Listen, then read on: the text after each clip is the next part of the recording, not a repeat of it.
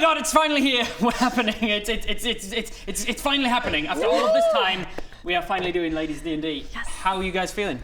Excited? Amazing! Nervous? Super nervous? Yeah. Excited and nervous? Yeah. You should be nervous because I'm going to TPK you in the first session. Jesus. All right. That's a jargon that means total party kill, where I wipe out all of you in the first encounter. That tracks. Okay, cool. Perfect. As you can see, we've got something planned for today. I'm very excited for it.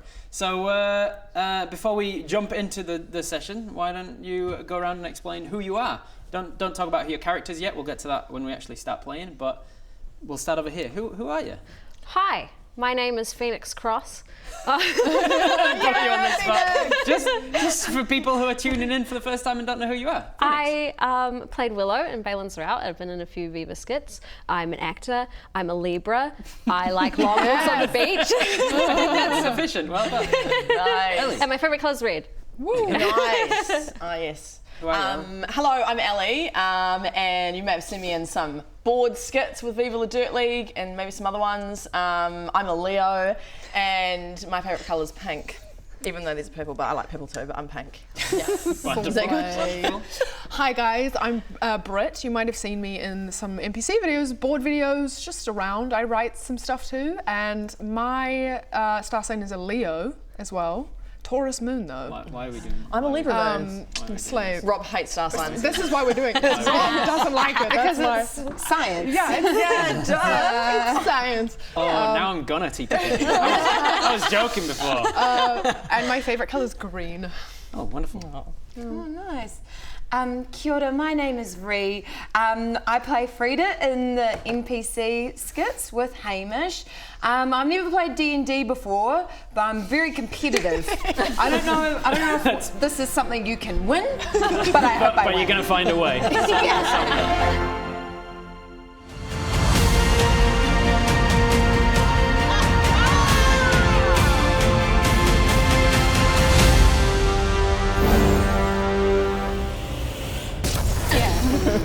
Excellent. And I'm Robert Hartley. You might know me from Robert Hartley GM all over the internet, doing D&D related content, or from the other campaign. Maybe this is the first thing that they're watching and they haven't watched any of the other flagship campaigns. That'd be pretty exciting. Welcome. I'm sorry. Check out the rest of the Viva La Dirt League D&D channel if you enjoy this stuff. All right, enough ado. Let's jump into it, shall we? You have found yourselves in dangerous situations before. For some of you, more times than you can remember. But this time it's different. Far from fighting for your life against a rabble of villagers with pitchforks, you now stand shoulder to shoulder with such villagers, standing staunch and ready against an enemy you cannot yet see, but whom the scouts have assured you is heading this way. When they called for aid from anyone able to wield a weapon, it was too late to leave. Perhaps you should never have come to Dimwood. But for the freaks, the weirdos, the outcasts of society, such as yourselves, it's one of the only places that welcomes you in without batting an eye.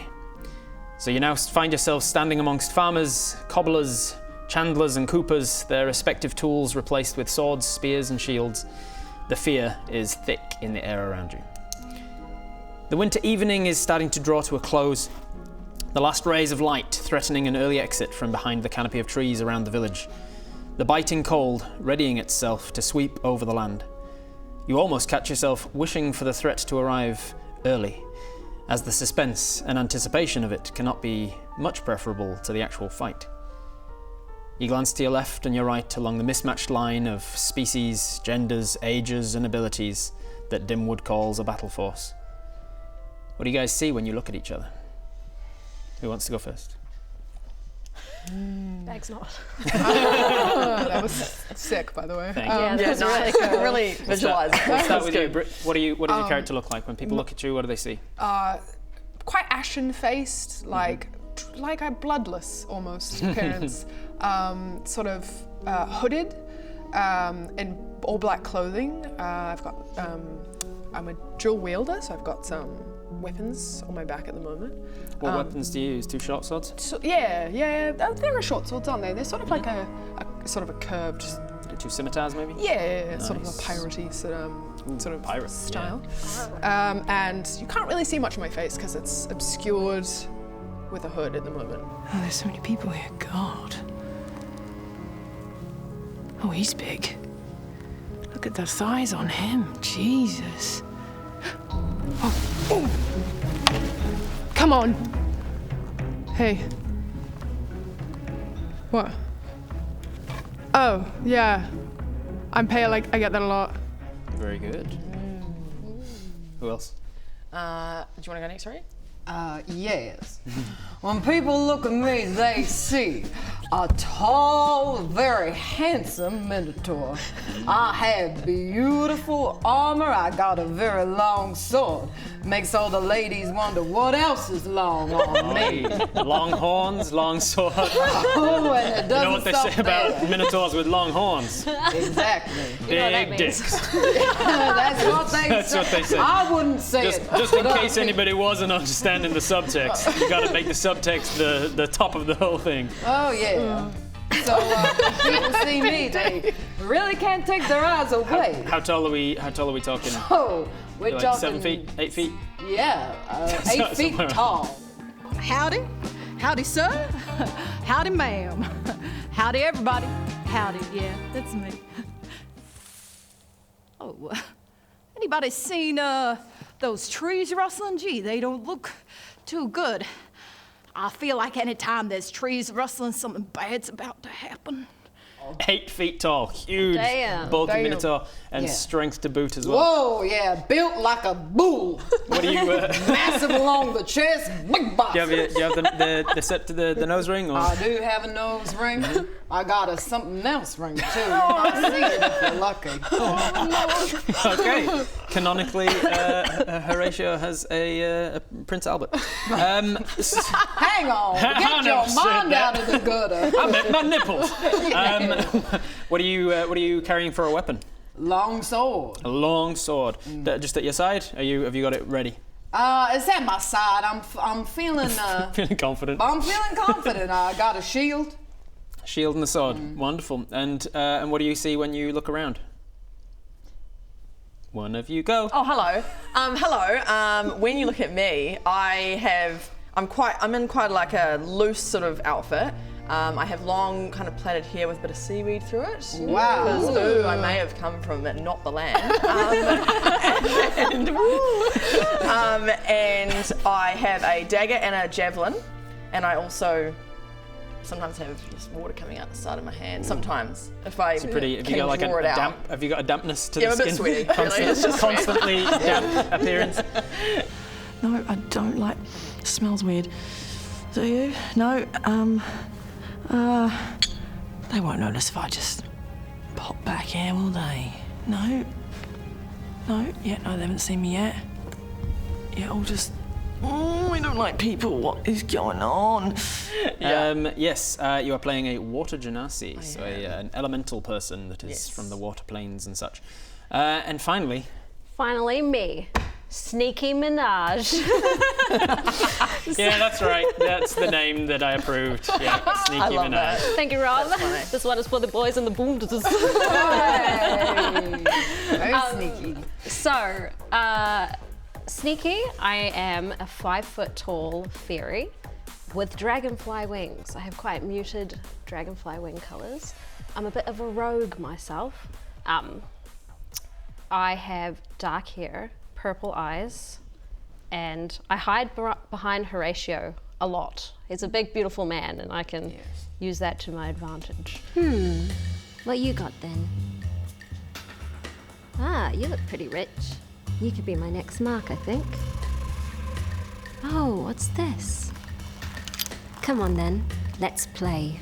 You have insectile wings, don't Yes, you? yeah, insectile dragonfly wings, and I wear cool, iridescent, bug-like shells and natural bark and leafy clothes, but all sneaky looking, if you can imagine that. Are you in your small form at the moment, the 5 foot one? Because Sneaky can alter her size at will to be smaller when needed. At the moment, I'm not small, while I look at everybody and talk to everybody. Yeah.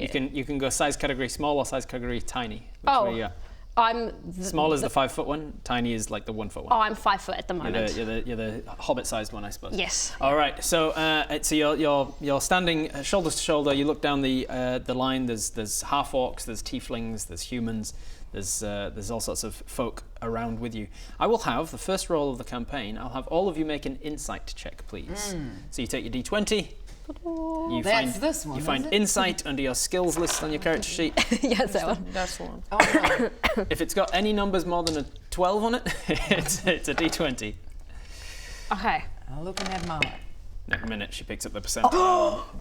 What did you get? Oh, nice! That's a good start. It's not looking It's good, a good guys. start with a net one. Oh, I should have warned you, by the way. I'm cursed, Yeah. and I have an aura of it. So Yeah. you two are 15. probably going I to roll feel pretty fine. poorly over the campaign. I got no. 12 plus 3. Plus 3, 15 over here. Can we roll wherever we like on the Wherever you table? like. You can put it in the dice tray or on the table. What A was the 16. Nice, plus your insight modifier. Insight. Swap. So find insight on No, your... there. So I got 4. Yeah, nice. You got a 4 total? Nice. Yep. I got 13 total. 13 total? 16. 16. All right. So with a 16 and a 15, you notice the air of the people around you is one of great nervousness. There are a couple of people who are more proficient fighters, the ones that are more heavily clad in armor. You can see them in the minis. There's a couple more sort of guard types. Those are the more militia type. But far from being trained in great combat, there's a lot of people around that this might have been the first time they've picked up a sword since they were a teenager. Oh boy. So you're gathering a lot of lacking confidence amongst them. With your insights, what do you notice about each other? How does it outwardly look like you guys feel about this situation? Are you used to being in such danger, or are you nervous? Are you excited for it? I forgot to do an accent before, but I'm So going to did start I. doing it now. You're Yeah, only, same. you're only describing your characters. So So are we describing our own? How we yeah, are? like how do the people, when they're inciting each other, you probably don't pick up on any Yeah, of this, I- but for the audience's sake, how do you outwardly look? I look ready, focused, Look ready, focused. eyes fixed on the trees. and People who look at comfortable. Arrow can tell that, because I don't think we said your No, character my name name's either. Arrow, by the way. Hello. People who look at Arrow can tell that this is not the first time you've been in such a situation. You are ready for what happens. You've faced down the possibility of death before, and you think, "This No not big today." deal. You're like, "Not today." How about you? What do you look like? Are you feeling like you're nervous? Do you look outwardly confident? I look outwardly confident. I'm kind of looking at everyone around me and kind of doing this. trying to give morale to the people. It is kind of helping. The people closest to you guys as proficient fighters are like, okay, yeah, I got a Minotaur. I should be good. And there's a couple of people on either side of you who've just shuffled back just a little bit, just to be like, this person's in front. They're the biggest target. They'll go for you. They're enjoying your confidence, Good. and it's spreading a little bit. How about over here? Yeah, look, I'm not really seeing much, but if you looked at me, I would look a little bit like I'm kind of just bored. Like I'm Right. like, okay, I've seen It's this like, before. gosh, it's taking ages. Oh. Can they just come? Done it. Can they just arrive already? Don't even need insight. I just know I'm gonna smash it. So, You're just gonna smash it. So you're Yeah. looking down the aisle, down the line on either side, Yeah, and you're just- like, everybody's just as confident as me. Yeah. You're completely Yeah. oblivious I'm to the fear literally in the air. ignorant, yeah, You're just yeah. like, yeah, everybody's fine. Whatever it is, it's coming. exactly. No problem. Yeah. All right. So, Sneaky Minaj, she's looking around and she's like, you know what? Who's the strongest looking people here? Right. Because I'm going to stand behind them. Yeah, definitely 2 strong contenders would be your Minotaur friend. Yeah. A couple of the guards, but Arrow as well. You haven't met this one in particular yet, but you look across and see the just sheer confidence and staunchness. Yeah. And like, this one's done it before. Okay. I'll stick behind this one. I think Sneaky Minaj is going to shrink and fly in between the both of them, behind them. Wonderful. Yeah. So it happens to be exactly where I put you on the map. Oh, perfect. Insight. I incited you before we even started. I knew exactly what you were going to do. God, I'm good at this. Modest too. Can I have a perception check from each of you now, please? So roll your d20, add your perception modifier from your skills list. Yikes. 3 Oh no. plus. Oh, is it the big one we roll? It's the d20. 17. Oh, that's pretty good. damn. Is it perception? Perception. Correct. Yeah, Perception. I got 13. I had to count on my hands there because I panicked. Yeah, it happens a lot. I've got a lot of 6 people for me. who have to do finger maths for Oh no, that's not 3 plus very 4 or whatever. I know. Oh, damn, I'm going to So do we your get a 17, a 13, 6. 6, 12. and a 12. All right. The just Horatio actually. You notice at this moment, just sort of off the map somewhere over here-ish, I guess, a few like 100, 200 meters away or so, you see a hooded figure dressed in dark robes. I don't like the sound of that. They step up onto a large rock that kind of overlooks the plain between here and the town. A second figure, pale-skinned and tall, stands up on the rock behind them. Uh-oh. And at that moment, you see Captain Ulan, a dark-skinned, shorter man, no-nonsense human, head of the Dimwood Militia. He sits about 50 feet or so ahead of you atop his warhorse, and he bristles and sits up straighter. Attention! Look alive! We have movement! Suddenly, bristling down the line, there's like squeaks of nervousness and readiness.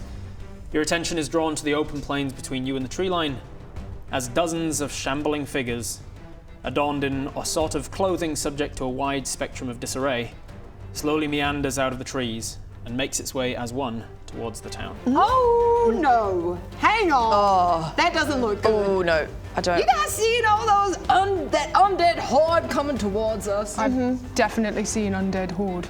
Yeah, I don't like. Look, a little. What? Are you okay? I'm fine.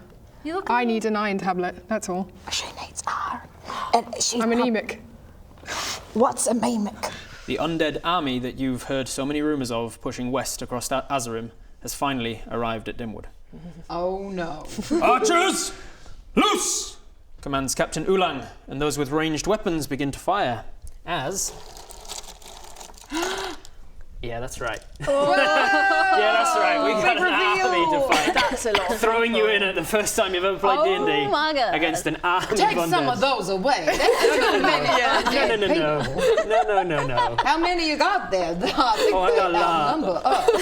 Yeah. They do certainly outnumber you. Rob, that's too many. I said I was going to TPK you. I was only going to put 3 people on the thing, but then you started talking about astrology. We've done it to ourselves. All right. So, as the archers amongst the crowd of you start to loose arrows, some of them more proficient than others, some of the arrows strike their targets. Many of them miss wildly. Thank God.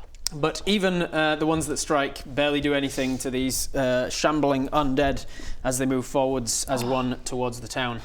So I will have you guys roll initiative. What that means is we're about to go into some sort of a turn-based situation, usually combat, but not always. And basically it means that we slow things down to like a bullet time and go turn by turn. Oh So you roll dear. initiative and we move you into Nat a turn. 20. Nat 20. I slay. Plus 4. Nice. 24. All right, so in my games, I add a little bonus for if you roll nat 20s on an initiative. It means that you can choose where in the initiative order you go. Sometimes it's beneficial to actually go later in the round, but it's up to you. Swipe up a little bit. So you can choose where to go. What was your initiative? I got 5, We and got I have 5 no. over here, and you have no bonuses there. I got 19. We very have nice. our initiative trackers for you guys as well, Very with their cute. hands out such that I can put if you get magical status effects or anything. Cool. It's pretty cool. Fancy. So we got a 5 over here. Yes. What'd you get? 19. A 19 10. and a 10. Wonderful. All right. Does initiative mean what it means in real, like using Like your taking the initiative? Yeah. Not quite. No, it's more just like the only use of initiative is to tell me where when we're going into a turn-based situation, how fast in that turn do you act? The higher you go, the faster you act. We got a 20. Are you choosing to go first in the initiative round? You got a nat 20, so you can choose to go later if you wanted to. I feel like. How far can my bow reach? Can I reach them? You got a short bow? I have. It will say on it whether it'll say 2 numbers with a slash between them, so like 30, 180 or like 60 something. Okay. I think for a short bow it's like 120 something or other. It says fairy longbow, range 80 feet slash 80 feet, 320 feet. 80 feet slash 320 means that the short range is 80 feet, and if they're between 80 and 320, you can still take the attack, but it's at disadvantage. You roll twice to hit the lower of the two. Okay. Currently, this is about 30 feet, so 30, 60, 90. So they're about 90. So at the moment, in the very first round, if you go first and take a shot with your short bow, you'll be at disadvantage. You'll roll twice to hit the lower of the two numbers. Okay. Can I... But you can choose to wait till after them. Yeah, can I go up? Like, I want them to come into my arrows. I'm going to grab one of these guys. Who's more generically boring? This guy. This feels like gambling. It's like gambling. Don't you think? Ree's like, I've been told not to gamble actually, so I'm out. I didn't realise D&D was so gambly. I'm just going out. What are you guys taking? I've written no notes. No, I haven't actually. All right. Okay. So I wrote that you were 8 foot monsters. tall. That's important. Did you guys get that? I got that. Britt, Oh, you yeah, remember? I'll try that. 19. 19, thank you. So that's going to be them, and then the not good. Your buddies, represented by this guy, is going to go after even whoever it was that rolled really low. You. Hey. Okay. So we are in this order. Starting with Sneaky, and then Arrow, and then the monsters, and then Horatio, and then Buble. I never said my we never name. said your name either. Oh yeah. Buble. On Buble Boo.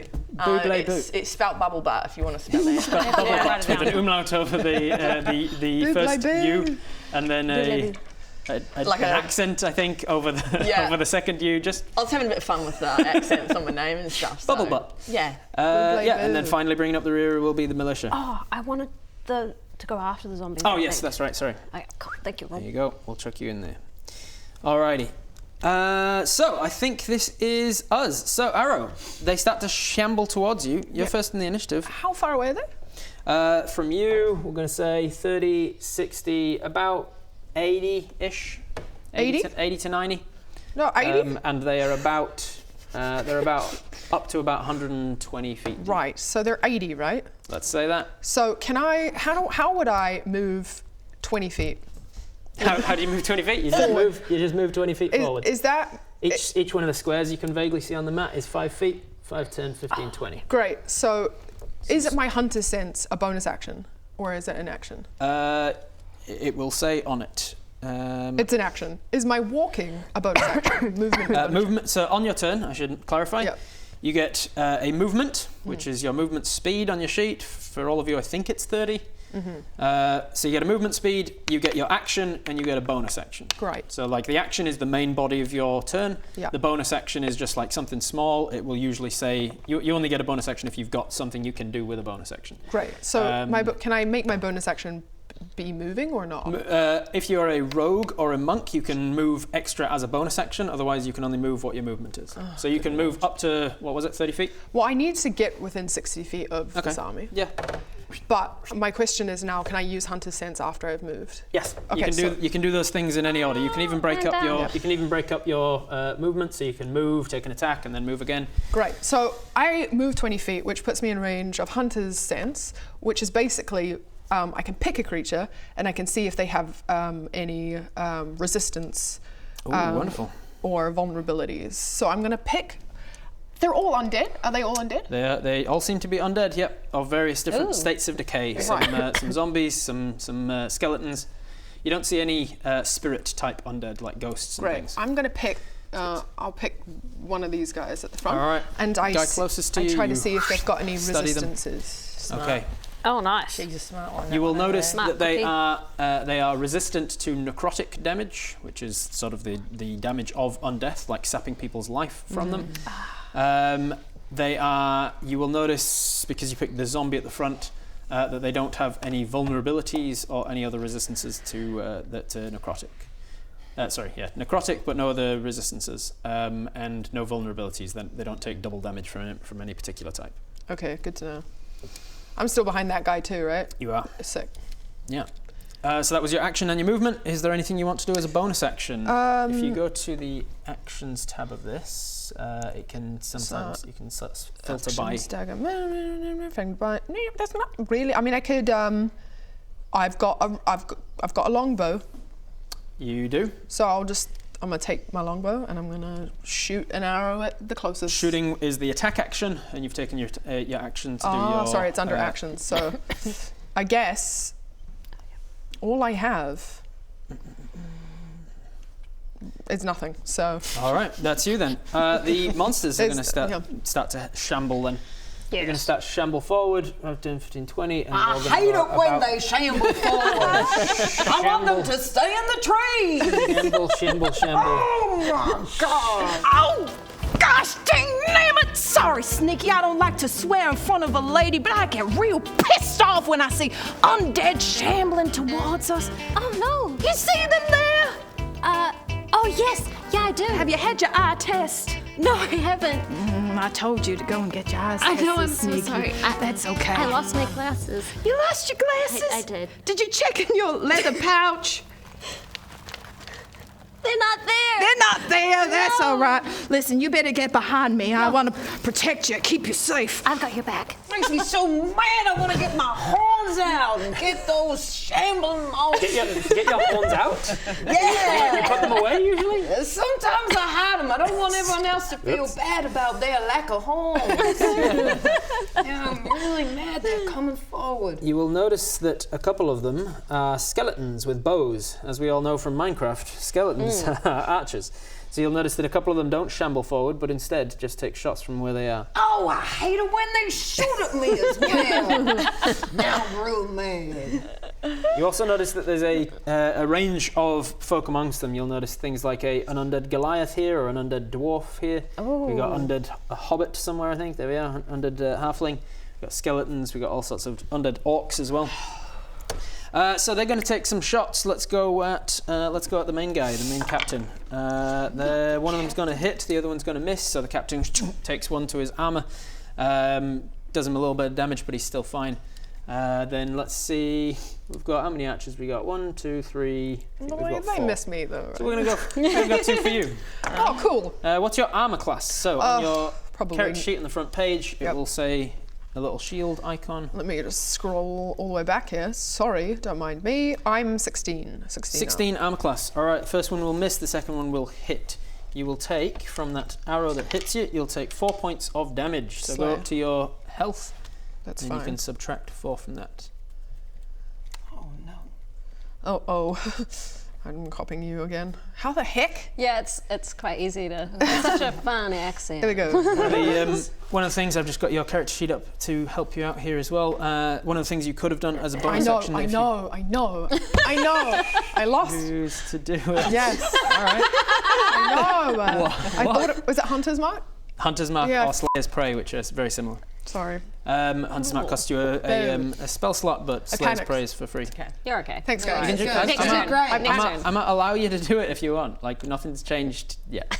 But the problem is if I cast Hunter's Mark, does that mean that it's only relevant for how many turn cycles is that relevant? I think Hunter's Mark lasts for like a while. Okay. Hunter's Mark. But I would still have. Hunter's Mark lasts concentration up to an hour, so a long time. Wow. Each round of a combat is about 6 seconds. So I have Hunter's Mark or Slayer's Prey, which basically means that I get additional damage if I attack. Correct. So, yeah, can I do that now? You can. Yeah. The one that you targeted, we've got Hunter's Mark on there, and we've got a Hunter's Mark token right here. So this one is Hunter's Marked, and one of the cool things about Hunter's Mark is if that guy particular dies, you can use a bonus action to just shift it to somebody else. Oh, cool. So you can work your way through the crowd, kill that guy, move the Hunter's Mark, kill that guy, move the Hunter's Mark. I like it. Do we benefit at all from that? No, it's a ranger thing. Okay. All right, confirming. It's just a Fritz playing a ranger. I see. All right, so that is all of them shambled forwards a little bit. Cool. That is their turn. Sneaky, what do you want to do? So I could reach them now, yeah? You are currently, there's a few of them that are within 80 feet of you Okay. from where you are. Cool. So, now, I've got a question, and it's from playing Baldur's Gate. Yes. I don't know how relevant it is in real D&D, but can I, fly upwards and get advantage? You can, yes. Can I please do that? There is no height advantage in D&D, like there is in Baldur's Gate, but you can definitely get off the ground so that the melee zombies can't slam you. Okay. How many little special treats do you have in your bag, Rob? Mate, you don't want to know. Okay. So you take to the skies, making yourself a very clear target for the archers, but taking yourself out of being a target for any of the melee shamblers. And I'm really small at the moment too, And right? you're pretty small. So I'm hard except to you're hit? not tiny, because I asked you that specifically. Oh no. Oh no! When I shrunk and hid behind them, did I not go tiny? Did you want to just shrink down to the tiny size? Is that okay? Sure. I heard you say that Sure. you shrunk. Sure. Thanks. You're in your tiny form. Okay, cool. You cast the fairy version of reduce on yourself, shrinking down to tiny. So you're like a foot tall or so now. Yeah. Okay. Which means, unfortunately, all of your equipment shrinks down with you, which shrinks your attack from your bow and stuff. So Okay. you benefit from being a harder target to hit. Makes me but weaker. Makes your damage slightly weaker. Okay. Oh, right. So, damn, the flying up advantage thing. I can't use sneak attack. You can sneak attack anything that is distracted, essentially. So if there's anyone within melee, or you have advantage against them. Ooh. Are they distracted by Horatio's beauty? Unfortunately, not yet. I would be. Unfortunately, not yet. No, so none of these sneak attack would not apply to any of these unless you have something that can give you advantage. No, I don't think so. I thought maybe the flying would, but it's all good.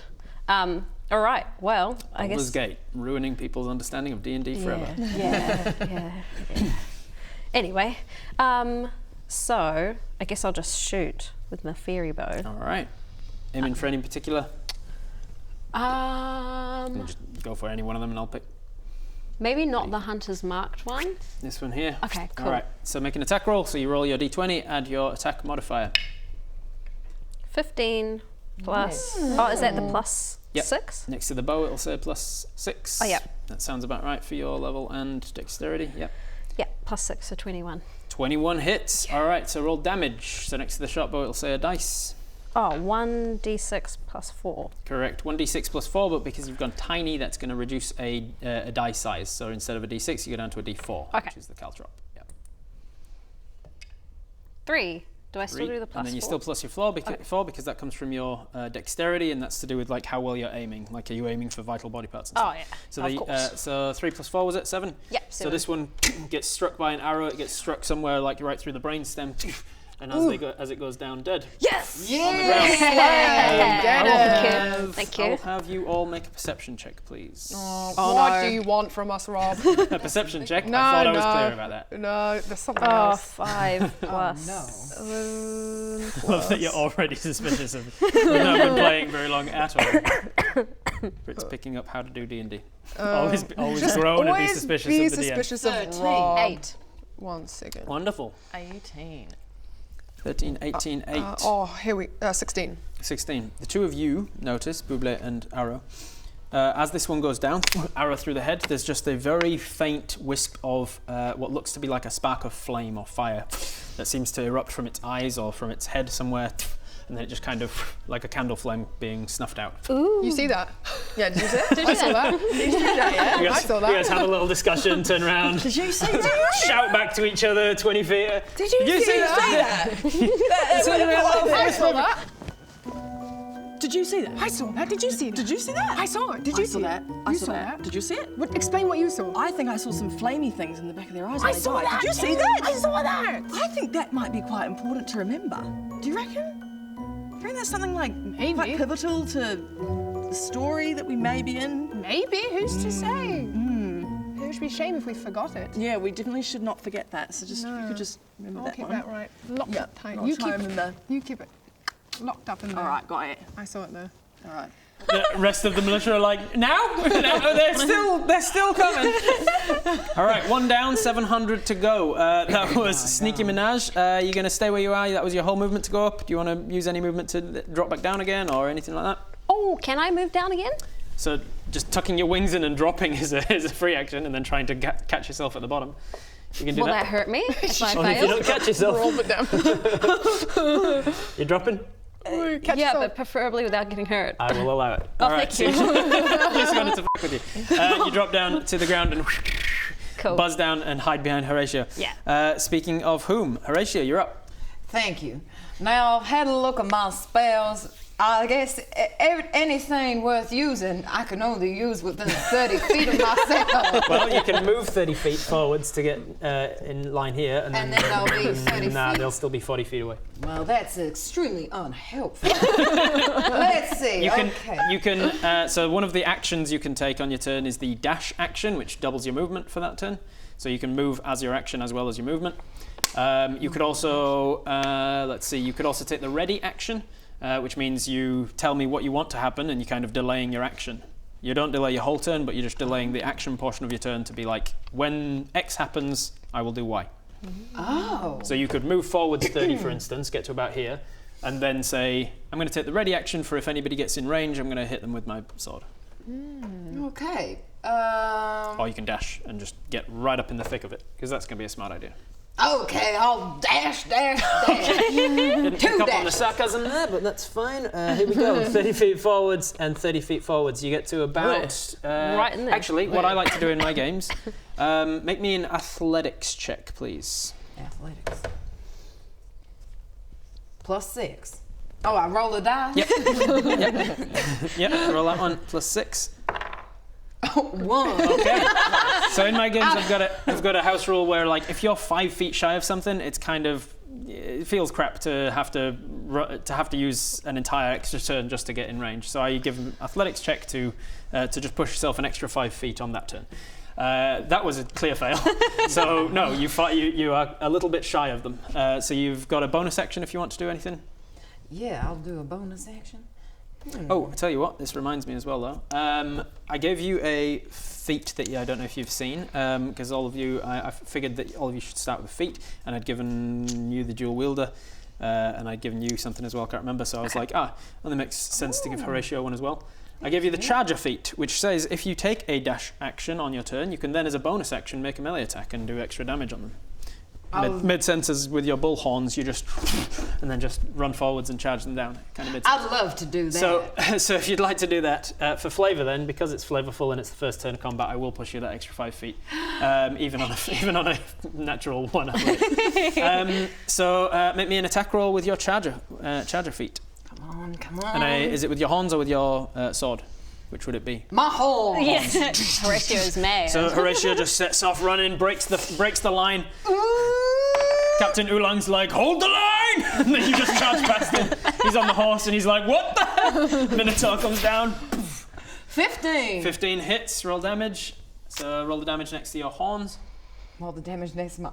On the character sheet, what does it say next to your horns? Next to my horns. Sorry. First page, next to my... It should be on the first page, I believe. Next to my horns. Or next page, Let me maybe. look for you. I feel like it's See if I can there. get there So it's quicker. +6, and then it's 1d6 +4. 1d6 +4. Wonderful. 1d6 +4, and then because of charger, I believe it does an extra something amount of damage, but it doesn't matter. I'll calculate that later. Which one's this? Is the So your d6 is your one. Monopoly die, the cube. Oh, that's no, it's not. Yep. Why am I picking up this like it's a d6? The one with an 8 on it. The one with an 8 on it. Guy. 2. 2 + 4, 6 points of damage, plus the charger extra damage takes it to about 10 or so, I think. Easily enough to kill. You gore this creature, and it goes down dead. It was the one that you hunter's marked because it was the closest. So your hunter's mark kind of just floats around on the move it field. anyway. You can move it as a bonus action on your turn. So you gore this one, it knocks it back, makes the one behind him stumble a little bit. You also notice from being that close that as you kill him, a little wisp of flame just emerges from the head and just disappears. Did you guys see the flame?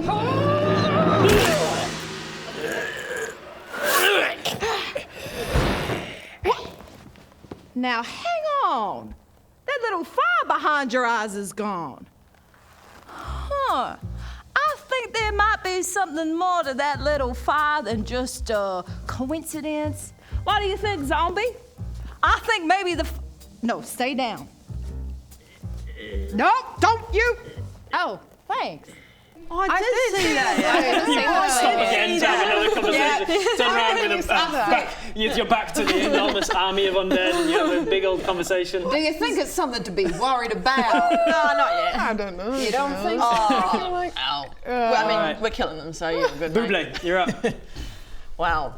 As we established before, my perception on the whole situation is quite ignorant. Yeah, it was and a I've little just bit. seen these creatures, killed 2 people. So I'm thinking, we got it under control. So I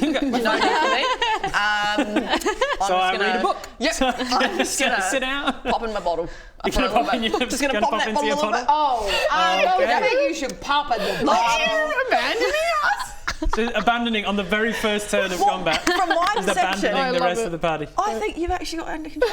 So there's no need Can you see how many undead people there are? We've killed 2 out of about 100. I've got some strategy to it, don't worry. I'll come out when they least expect it, you know what I'm saying? Listen, I'm not filled with confidence at your strategy. Would you mind sharing that strategy? Because at the moment it seems like you're popping in the bottle when times get tough. Did this happen in the practice game we did? I just want to make sure that you're aware as well. It says once you enter this vessel, you cannot enter it again until you finish a long rest. It's a once per day ability. Oh. You are getting to the end of the day, as I said in the description, like this is the end of the day.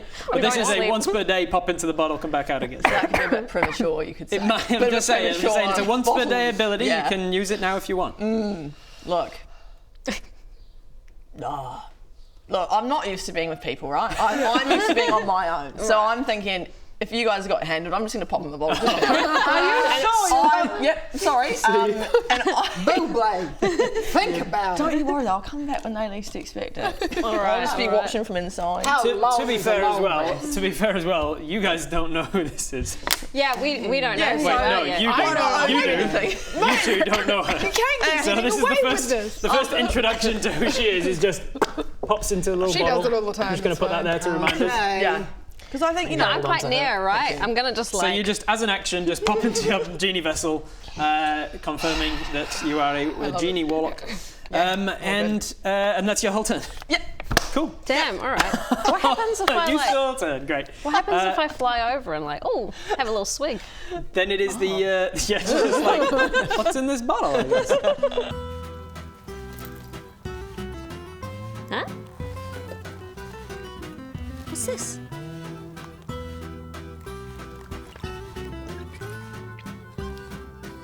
Salt water. Oh.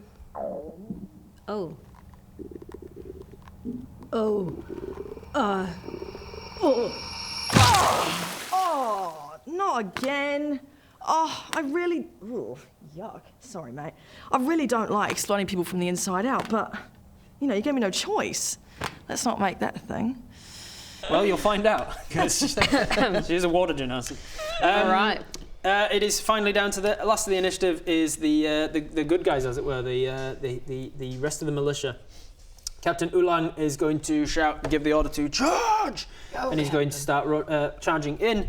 And then you guys are going to each grab a couple of these minis, and you're going to basically control them for me, giving you a very very quick introduction to how combat works. Because you're going to roll a few more attacks. I'm in my bottle, so I can't do Can it. we put I refuse to help. Words about this. Yeah. Any with bows and arrows, you can probably just leave behind if you want. Thanks. I've got these ones up here. Okay, cool. All right. So that is the action to do. You guys can somewhat control the decisions of these NPCs now. What do you reckon they would do? Would they hold the line and ready for them to come, or would you dash to get in melee with them all? Is this one a wizard? That one's got some spellcasting, yeah. Can Minor it reach? spellcasting. It can probably reach something, yeah. Can it do a spell? It absolutely can. Roll me a dice. Just for simplicity, these guys have no modifiers. 6. 6, unfortunately, even with the shambling geezers, is not enough. So the terror gets to that one and just shoots off some firebolt or something, and it misses them. Okay. What about the rest of you? Nice, Edward. This guy's got some. He's a rock dude. Yeah, he's a rock dude. He would have some druidic abilities, so he's probably got like. It is gruff. Earthbender. I'm I gonna. will also tell you, this one is also got some druidic abilities for reasons that will become apparent later. He's gonna speak to plants and be like, get him. Oh, nice. So he talks to the trees. He's like, get him. A Firbolg druid is like, grab them. Roll me a d20. That's cool. That's a 19. 19. He's very convincing. right. He's very convincing, and this tree goes hob. Takes that guy, and then hob. This one gets absorbed over here. This one's pretty close to a tree. Yeah, there we Wow, go. that's awesome. Nice. Go on, gruff. What does druidic ability mean? Speak to plants, speak to animals, that sort of stuff. Control vines, that Hippy kind dippy of hippy magic. dippy, yeah, hippy dippy magic. Nature magic for sure. They can also turn. They can also turn into animals. Kind of like astrology. Yeah. Yeah, really hippy dippy, not based in science kind of magic. Good Yeah. for conversation starting. No, just good for making you feel really. When's your birthday, excited. Rob? All right, so this one attacks Brit. All of them attack Brit, in fact. All right. How about the rest? How about the rest of them? What are they doing? Rushing forwards. Well, what about out? This guy looks like he's got a big sword. He's got a big sword. Yeah, that's, he's one of the, strong. that's one of the trained militia. He's Yeah, gonna so charge maybe in. he's going to charge a bit there, I reckon. He's going to charge in. Nice. He's going to use his action to get there because he used his movement and then his action. So he can't also make an attack this turn, but he's ready. Oh for no, the he's next turn. vulnerable as. Do you think? Oh no. Do you think this guy's strong enough to throw a log? Oof, I don't think so on his own, but Do you think they could these work three together. could He, throw a he, log? he turns around to the others. Yeah, let's grab this log. Yeah. And this guy goes, what? Why? What's that going to do? Roll a log on them, you know, it'll take them out, won't it? Well, will it? I mean, it's a lot. All right. Roll me. In fact, I'll have all four of you for these four. All right. Roll me a d20 for how strong these guys are. 3. 15. 9. Okay. With a 15 and a 12 being the highest numbers, the two stronger looking ones, this guy and the armoured guy, come and grab the log, and then the hobbit, the halfling and the tiefling, who aren't the strongest folk, just don't really help out at all, and so they manage to lift it up and they throw it 5 feet forwards. Nice. And then this guy goes, yeah, all right, maybe not the best idea. Look, at least I'm trying something. How about over here? What's people doing? This is a mage, right? He's got a cloak. It's giving mage. He's got a cloak, so he's a mage. He's literally drawing a sword. He looks like he kind of looks like Gale from Baldur's Gate. You know Yeah, does, yeah, yeah. I see So it. he and these two go. They kiss. And then- They think they might die. They think they might die. Exactly. Yeah. I've always loved turns you. to his boyfriend and he says, "Listen, Ulrich, in case this is the last time we see each other." As they're running forward, because they've just done the move action, so they run forward. He takes Ulrich's hand and he says, "In case this is the last time we see each other, it's been an honour knowing you. and you. You've been the best thing that ever happened to me." And then they saw. And they bring in an embrace. Yeah. And then what? And then this guy he goes and he runs right into the. Oh, They right. both charge because They both charge hand in hand. They charge forwards. All right. They're going to get a bonus on their next attack. Yes. Oh, cool. Because love conquers all. All We right. want them to survive. Reginald! Oh, Rick, my love, I'm really scared. My life, my love, my future. We might not have a future if we die. Look at all those scary creatures. If I die in your arms, that's the only future that I could have ever hoped for. Please. I love you. I love you too. Listen, should we do our hand holding or should we have both hands for fighting? Both hands would make more strategic sense, but I'd rather die holding your hand than die not holding your hand. And me too, I think. Is that everybody? This one, I will say, I'll take control of her because you look across at her. She's a half-orc woman, very beautiful and curvaceous. She's got the tiny sort of tusks, and as she's charging forwards, you see that she brings out some sort of magic, some greenery around her hands, and then she starts to blast it forwards, and this leaf litter kind of picks up and then peppers them forwards. I'm going to roll a few saves for the Damn. thingamabobs here. So that's 1, 2, 3. 3 out of 4 of them fail. So the first 4 will go. This guy goes down. This guy goes down. Yes. Nice. This headless guy gets hit with some leaves as well. Yes. And this guy survives it, kind of dodges around it. But yeah, she just hits them with basically like a razor leaf and just cuts them all up, and they hit the ground. As each of them hit the ground, you see these sparks of flame disappear from their eyes. All right, back to the top of the round then with Arrow. Right. What do you want to do? Gonna use my little hunter's thing. You're going to bonus action move the hunter's mark to somebody who's still up. This dude, he's pretty scary looking. Yeah. All right, yeah. scary It looking dude doesn't. in front of you. Oh, hold on. There we go. Perfect. And where am I? What is he? A half orc? Yeah, he's a sort of rotting remains of an orc. So I think what I'm going to do is I'm going to Ooh, see, here's the thing: is the damage would be better if I was closer. Oh, I was like, the f- just exploded. Condensation on the Viva La Dirt League coaster. Yeah, thanks to it's Mondra for stuck to the making bottom. those. I think I'm gonna move in. Can I get close to him? Can I get up in his grill, or? You can get there up and in then there. make me an athletics check, see if you're strong enough to push yourself beyond your normal limits. I See if you am. can get there without enough. 15. 15 plus your athletics will be enough, yeah. You push Sick. yourself 5 feet further than you should. And then can I attack him with my daggers? You draw out both your blades. Because you're a Yeah. dual wielder, you can draw 2 blades with a single attack. Shink. And then you can make your attacks. And then I just go like this. All right. I don't know why there were 3 sounds. No sounds. It was that fast. Now, for fun flavour, you're attacking with both daggers at once, but because you've already used your bonus action to move your hunter's mark, you can't take your bonus action attack with your offhand. With my offhand. Yeah, so normally you can make an attack with your Yeah, attack action, yeah. and then you can offhand attack with a bonus So I can action. only do one. So you can only make Okay. one attack with Okay. on this turn because you moved your So I- hunter's mark. One attack. So that's a. All right. And then with this, it's raw. Oh, that's an 8. 8 plus your modifier. 5. 5, so it takes to a 13. 13 is enough to hit. Okay, They are so it's shambling. They're not one- wearing much in the way of armour. Their clothes Pretty are tattered exposed. and rotting away. So Yeah. 13 is plenty enough to hit. So I needed. roll, This is what I'm looking for, right? that's the D8. Where the heck? What are you looking for? A D4. A D4 is the caltrop, the little pointy pyramid. Ah, one. the pyramid Yeah. one. Okay, so it's a. Oh god, 1 What is plus it? 3. Wait, what is your D4? 1d4 plus 3 damage for a dagger. Oh, is it just a dagger? Yeah. Right. I thought it was a short sword or something, or a scimitar. No, but I also thought I had because I thought I was going to be able to dual wield, but I'm not because I've got no action left, and I would get a little bonus if I was dual wielding, wouldn't I?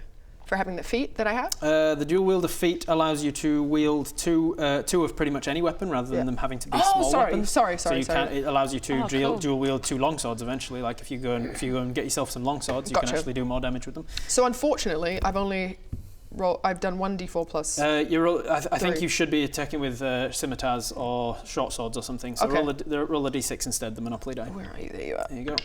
A 2. 2 plus your modifier, which is For a 5. Plus 5 so it says a d4 plus what?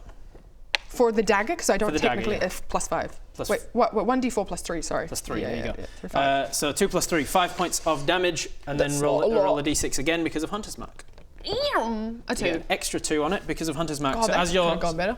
so you yeah, it wasn't the best Wasn't that damage, great, but hey, you slash down across, and as the blade impacts the body, you see that this range of magic that you have, the Hunter's Mark, it seems to draw some greenery from the grass around you, and it saps up the corpse's skin, making him even more pale, sickly green.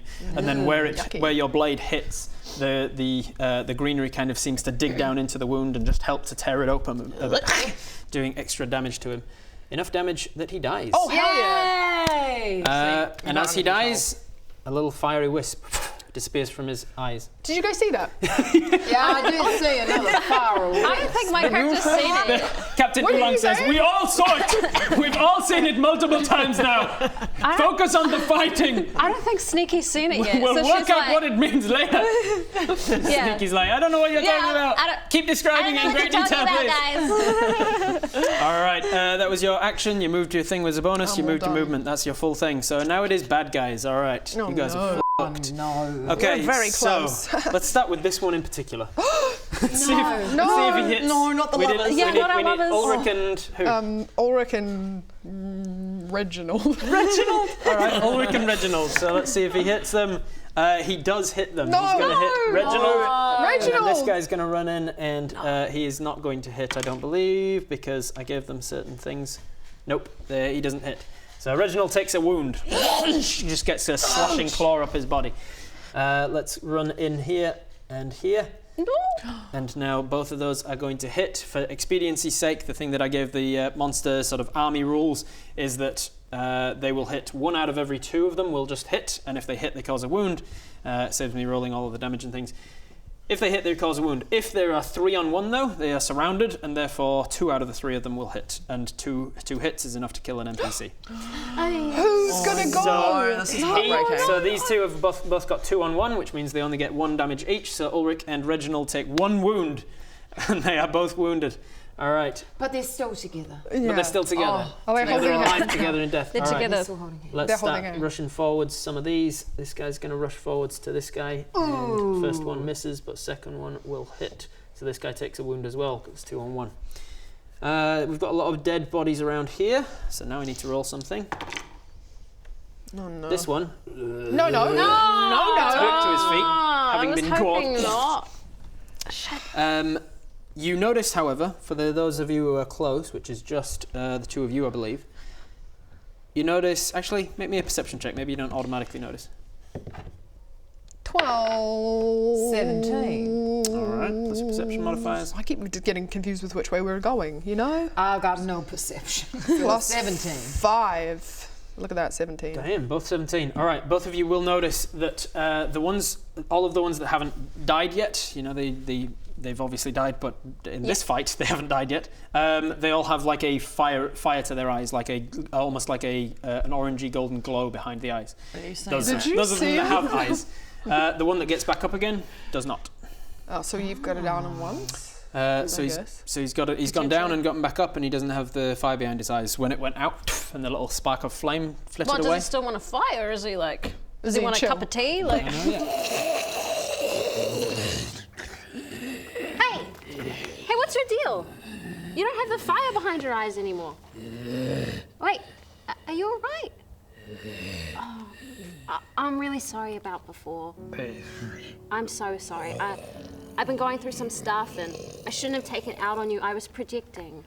If you could forgive me? You want to have a cup of tea? Yeah? Did somebody say a cup of tea? I did. Thank Howdy, you so Sneaky. much. Howdy, zombie.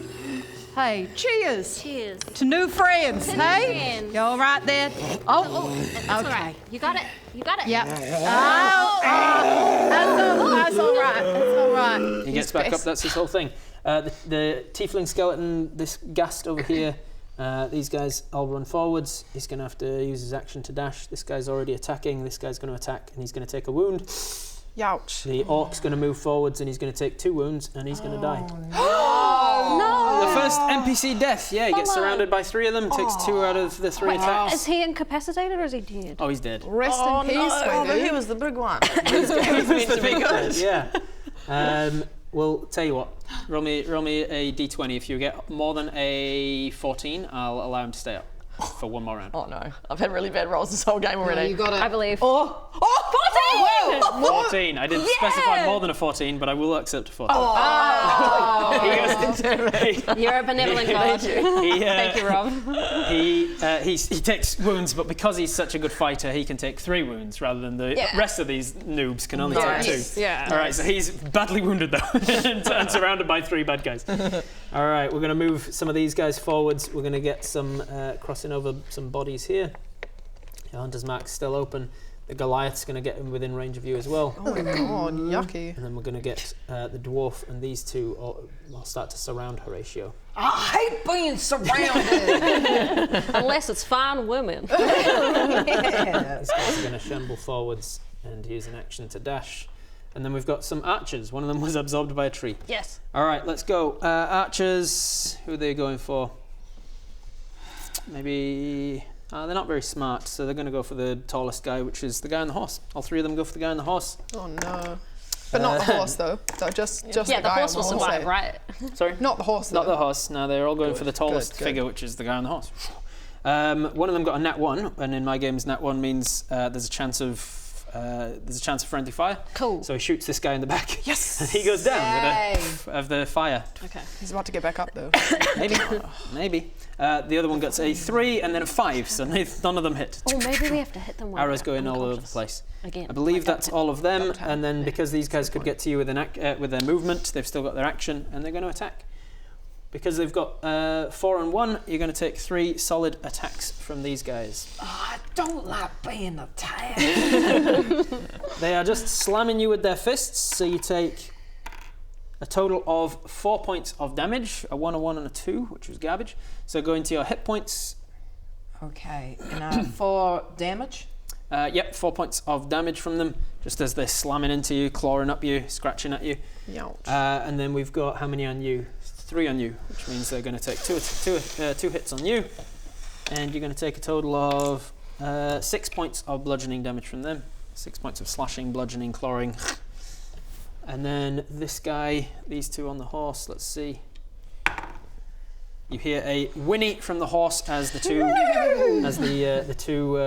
zombies next to it can't get to the guy on the horse, so they just start scratching at whatever's there, and it's the horse. No, you just said, Rob. You Yeah, just said the not guys with the horse. arrows didn't shoot the horse. The zombies on the ground have to. All right. Have to beeline to the horse and protect Yeah. Protect the horse at all costs.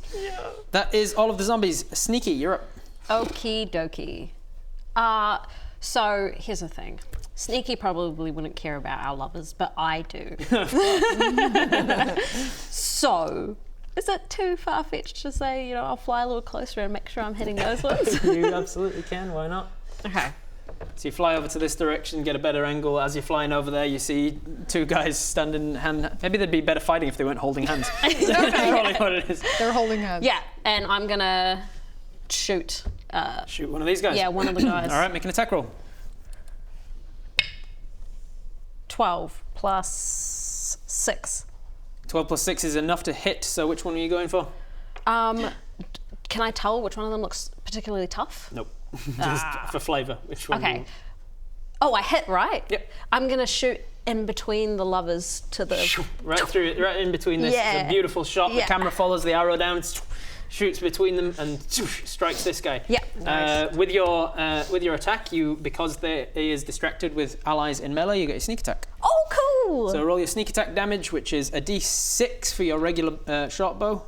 You're still tiny, so it's a d4. Yeah. And then your sneak attack at this level is 2d6, I believe. Okay, so roll this first So and then roll 2d6. that one, and then 2d6 on top of it. Okay, 3. 3, and then another 6. 6 for 9, and then another...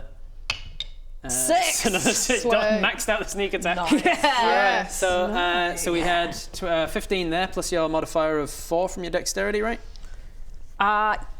I believe so. That is enough, with enough carrying over, that I'll take out 2 with 1. You managed to ricochet off of the bones from this guy's skull, and the arrow strikes across and hits this guy in the shoulder and spins him out as well. Yeah. And then I'm Those- gonna wink at the lovers and do a little They don't see you because they're preoccupied right now. Damn it. They're a little preoccupied with fighting for their lives, and they see this arrow whiz past them. One of them sort of glances round at you just as you give him a little wink. Oh, this might be the end, my love. They're getting close. Oh no, I'm really scared. Maybe we should let go. What do you think? Well, I'm not left-handed, so it would help a lot. No, I don't want to. It's not worth it. I'd rather die. Oh my god. Oh, she killed. Do you know? No, do you know her? No, she's acting like she knows us. What is she? Is she she's Sandra's friend? Or No, Sandra's friend was a bit taller. Jessica and Tim. They had a fairy at her place when we went around for dinner. They did, but I thought that fairy had pink wings. Oh yeah, that's. She She definitely looks really like. knows you. I'm gonna have to think on that. Anyway, sorry. Give me a hand. All right. Love. That was your attack. Your movement. You've got a bonus action if you want to do anything. As a rogue, you can bonus action dash. Okay. So you can use your movement again if you want. Cool. Could I do that and maybe... Where do you want to fly? Ooh. People are there. Can I fly diagonally up? Or do I have to No, you choose? can fly Okay. diagonally. I want to fly up-ish, but still behind all the allies over there. Next to the... So somewhere over here-ish. Yeah. So I'll put you about here. I'll put it on its side to remind us that you're not that high up off the ground. Perfect. Wonderful. That you. is sneaky. We're up to Horatio. What do you want to do? Yes. Oh, actually, that was pretty heroic, I would say, helping some folk out. So I'm going to give you a hero point token. Cool. Yeah, nice. What that means is that's basically a petition me to do something more heroic. If you can turn a miss into a hit, or you can. You can be like, if I give you this, could I do this instead? It's like a kind of bend the rules, because sometimes you want to do something and the dice are not really working for you. So, Right, okay. So you Cool. can use that instead. All right. Cool. Thanks, Rob. Horatio, what are you up? Okay.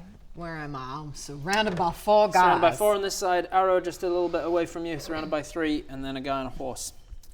Arrows nearby. Okay. What you must see.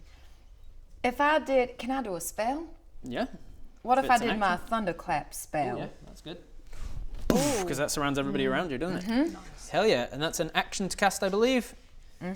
So, with your thunderclap, what does it look like? How do you cast it? Is it through your music, or is it just like do you clap your hands together, stamp your feet? How do you cast? I'll take my giant hands and I bang them against my chest. Hit my armor. Cool. Yeah. Awesome. You slam your hands against your chest, and then this thunderous boom emanates from you. Thunderclap. It is a Constitution saving throw from them. So the 4 around you are going to roll. Oh, that's a fail and a fail. Oh, and that 20. So one of them is going to succeed. The other 3 are going to fail. They take 1d6 points of thunder damage. So the cube. 5. Excellent. And as per my rules, thunder damage can be heard because it's sound damage. It's not lightning damage. Thunder and lightning damage are different types of damage. Stop getting it wrong, people. Oh, you've made Rob unhappy. Yeah. Thunder You heard damage it here. is sound damage. It's sort of shockwave damage. And so it can be heard up to a number of feet away equal to 100 feet times the damage you do. So that can be heard 500 feet away. This big blasting damage. 5 points of damage. 1, 2, 3 of them go down dead. Nice ratio. They all, the 2 that didn't, that still had the fire behind the eyes, the wisp of flame goes out. Did you guys see that? I saw that. I finally saw it. Yeah. Oh, that's the thing. All right, that is your action. You've got movement and a bonus. Movement and a bonus. Well. My Christmases have come at once. Okay, movement. What can you do as a bonus? You could bardic inspiration if you wanted, confirming. Oh Horatio is a yeah, bard. I would love to give some bardic inspiration to Arrow. Cool. Excellent. What does it look like? How do you inspire Arrow? Bonus action, a creature within 60 feet hears you gains an inspiration. For 10 minutes, that creature can add it to one ability check. Okay, I take out my lute. And I play a sultry tune. And Arrow is feeling really... You play your lute like this? I was thinking pan flute. Pan flute. Do I have a pan flute? No, I have a lute is this. Lute's a little. Pick up my lute and I blow on the end. Blow on the I string. can play it in many ways. Okay, actually, no, I changed my mind. I've changed my mind. My bardic inspiration is a dance. Oh, nice. So you boom, clap this thing. You're very nearly deafened by it. Thankfully, No, you're just I out of did the this. range of it. didn't It's see it, but I literally did within this. a range of 5 feet of you, so it's 1 square away. So I did this. So yeah, you went with 2 swords in your hand. You were dual wielding before, and you. I know, I did that, and then I held the grip. I can carry lots of things at once. I'll prove it. Literally, like, oh my god. Two short swords. Wow. And quickly did this without stabbing yourself. Like this. Very dexterous. Thank you. And then after doing that, you turn around to see where that thunderclap came from, and see you doing what I sort of do a dance? kind of like a jig. So I'm on my hind legs, as you can see, and I'm on my hoofs, and I'm going kind of like this with the hoofs. The grapevine. Exactly. It's a bit of a grapevine, and then I do a turn at the end. Wow. Yes, like that. Take that, you filthy skeletons! Is anybody feeling inspired? Is anybody feel... Arrow! Are you feeling inspired?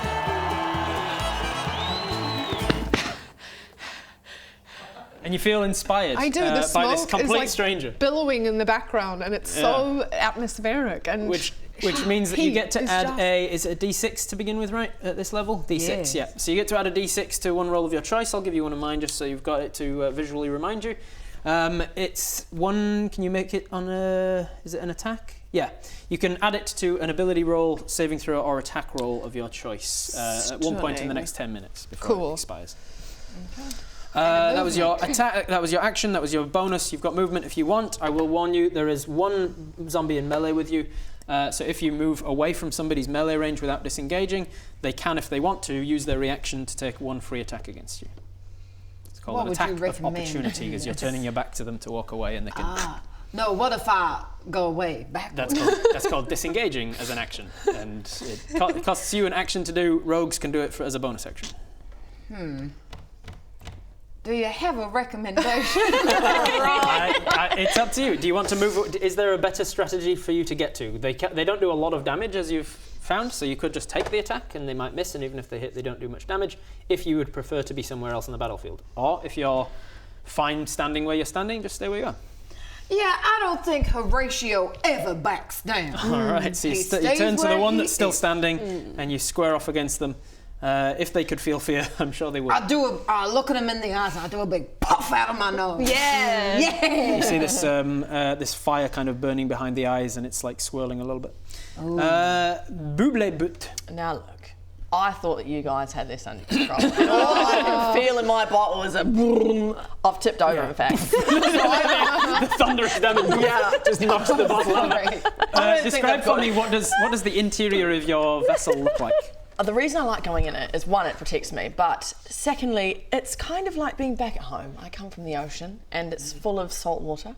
Oh, okay. And there's a few little sea snails in there and a couple of fish who are sort of my companions, but nice. We don't really talk. You're in a fish tank. Yeah, I'm basically in a fish tank. Yeah, nice. And I love being in the water because I can float.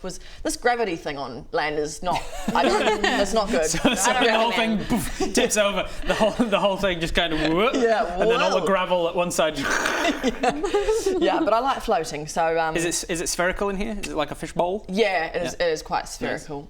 Nice. What does the exterior of your bottle look like?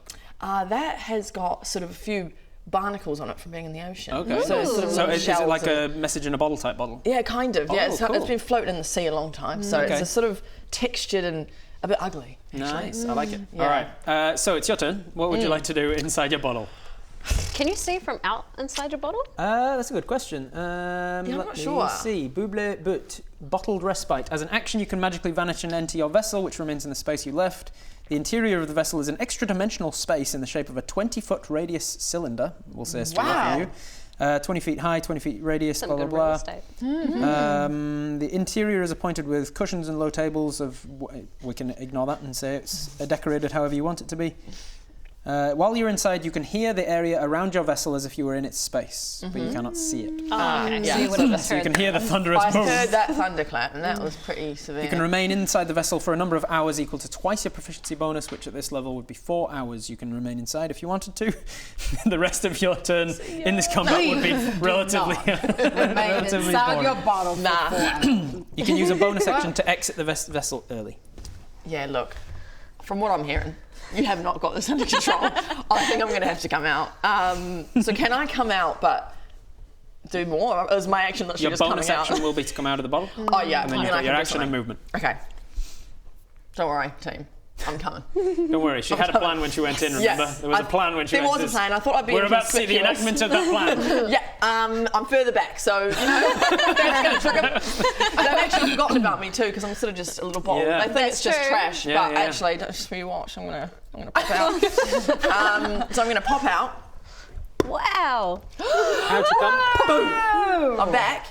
What a great turn. Yeah, and that's it. No, Action and movement, what do you want to do? I think now this fire scenario is quite interesting, and I'm wondering whether my water, if I can actually draw it. Is there any water around here? Not like Not really, is there? open pools or anything. I'm wondering if I can do some sort of action that like puts water on some people and to see if I can get rid of this flame thing. Okay. I want to try and extinguish Great that. idea. Get that out of there. What's that? You know Let's what I see mean? then. Can you they have a bloodbend like Avatar or not? Do they still have blood? Some of them do as zombies, but it's coagulated and gross. But these skeletons wouldn't.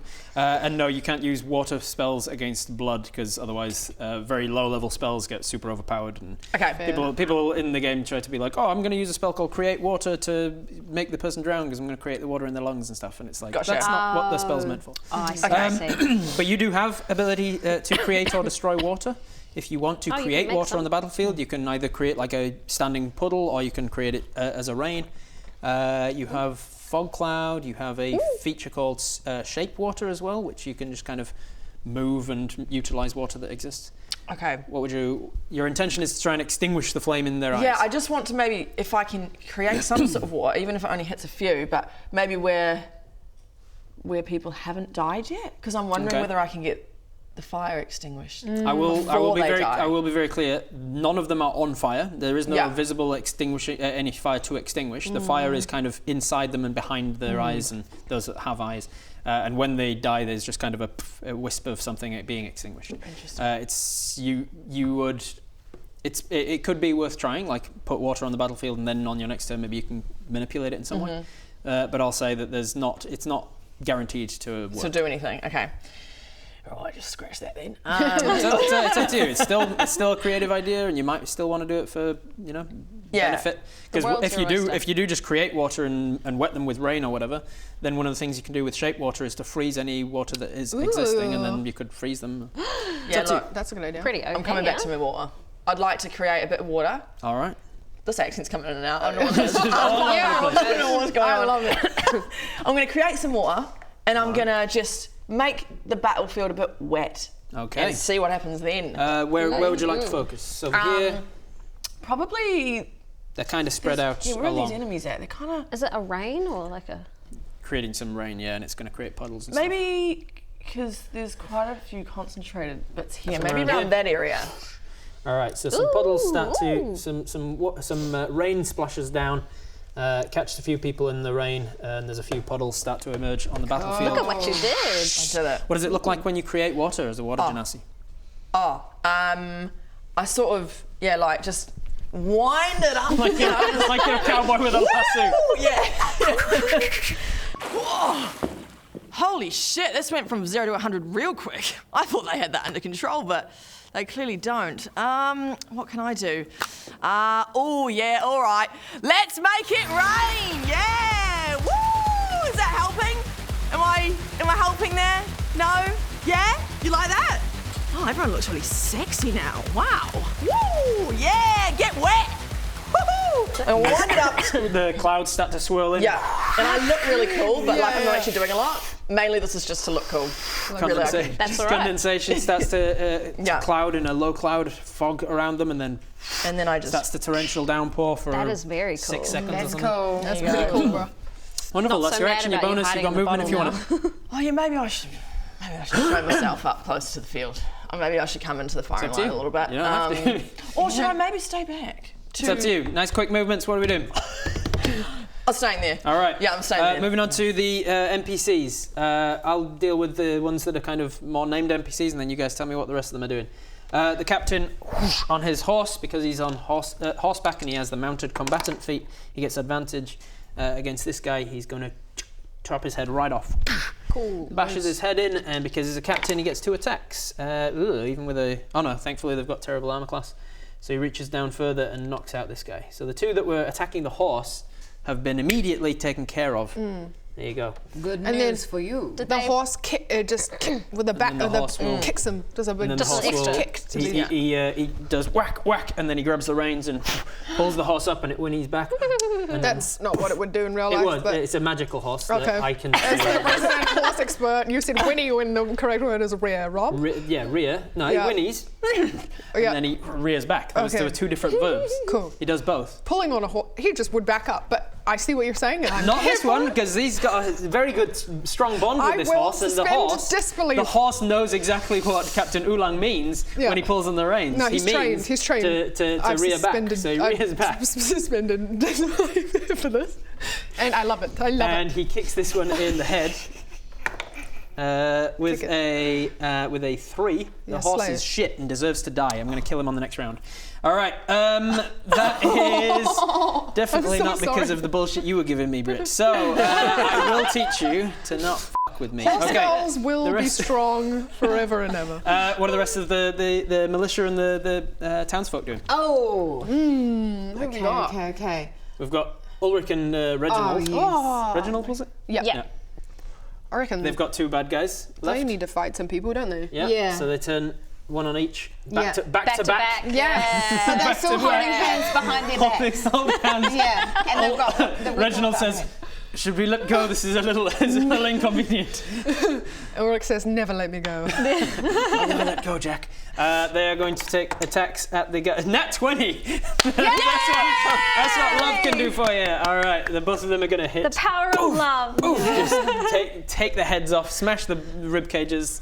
A couple of wisping flame emerges from them.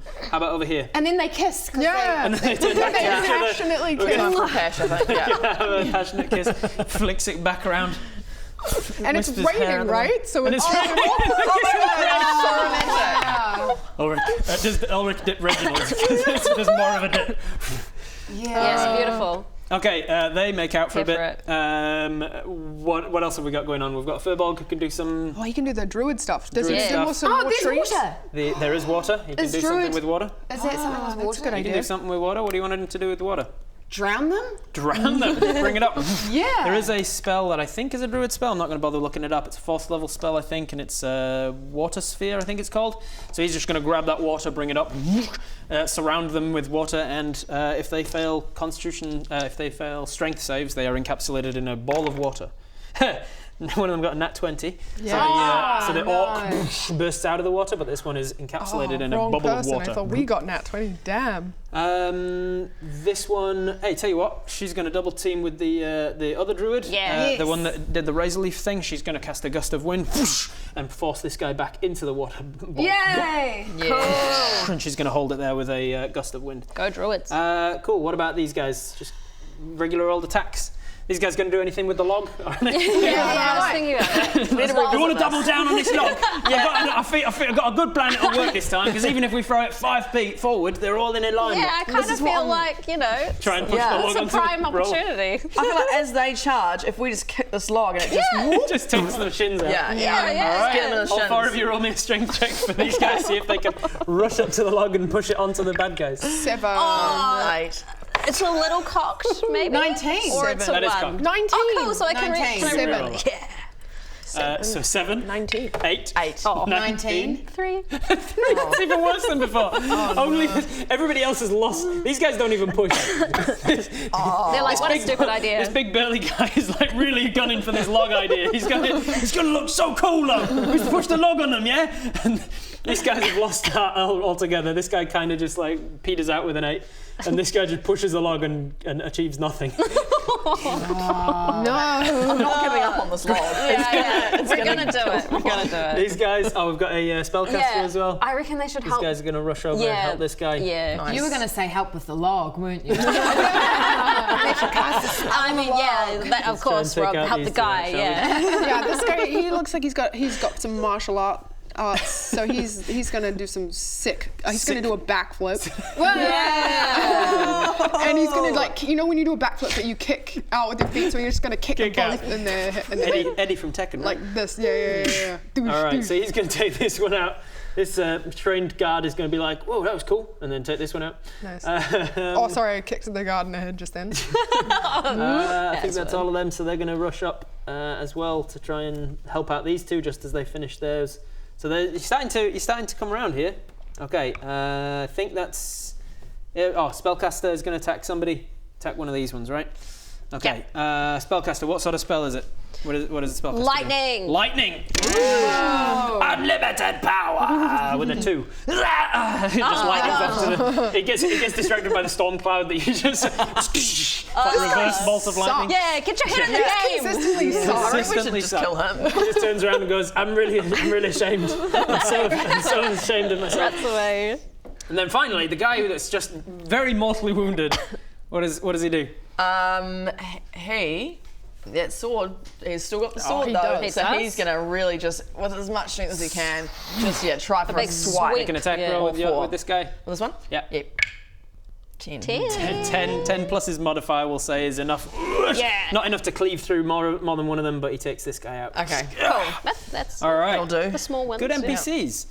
Captain Ulang, though, at the end of that, he looks forward and says, "Looks like they've got the reinforcements." No, Oh no. And joining the initiative No. Oh, he's a big Joining the initiative, He's a biggie. the quote-unquote undead brutes start to arrive. Oh my goodness! Oh, this is like an actual world war. Hey This guys, is Slower insane. than, I reckon slower than we the all rest of them. disengage and leave. Slower than the rest of the army, they finally arrive, and they, on their turn, are going to start setting up a ballista. Oh no. When is it their turn? Right here. Never, hopefully. So we are back to the top of the round. You see them arriving. Oh god. Arrow, you're up. Hey, let me just see if I've got anything useful. I don't, because I have no spells. I'm just a little... I've got speak with animals, but we don't have any animals around. Just give me a second, everybody. I'll just pick up this rat. How you going? How's your day? Are you doing all right? You jest, but I would do that. I reckon I'm just going to use my...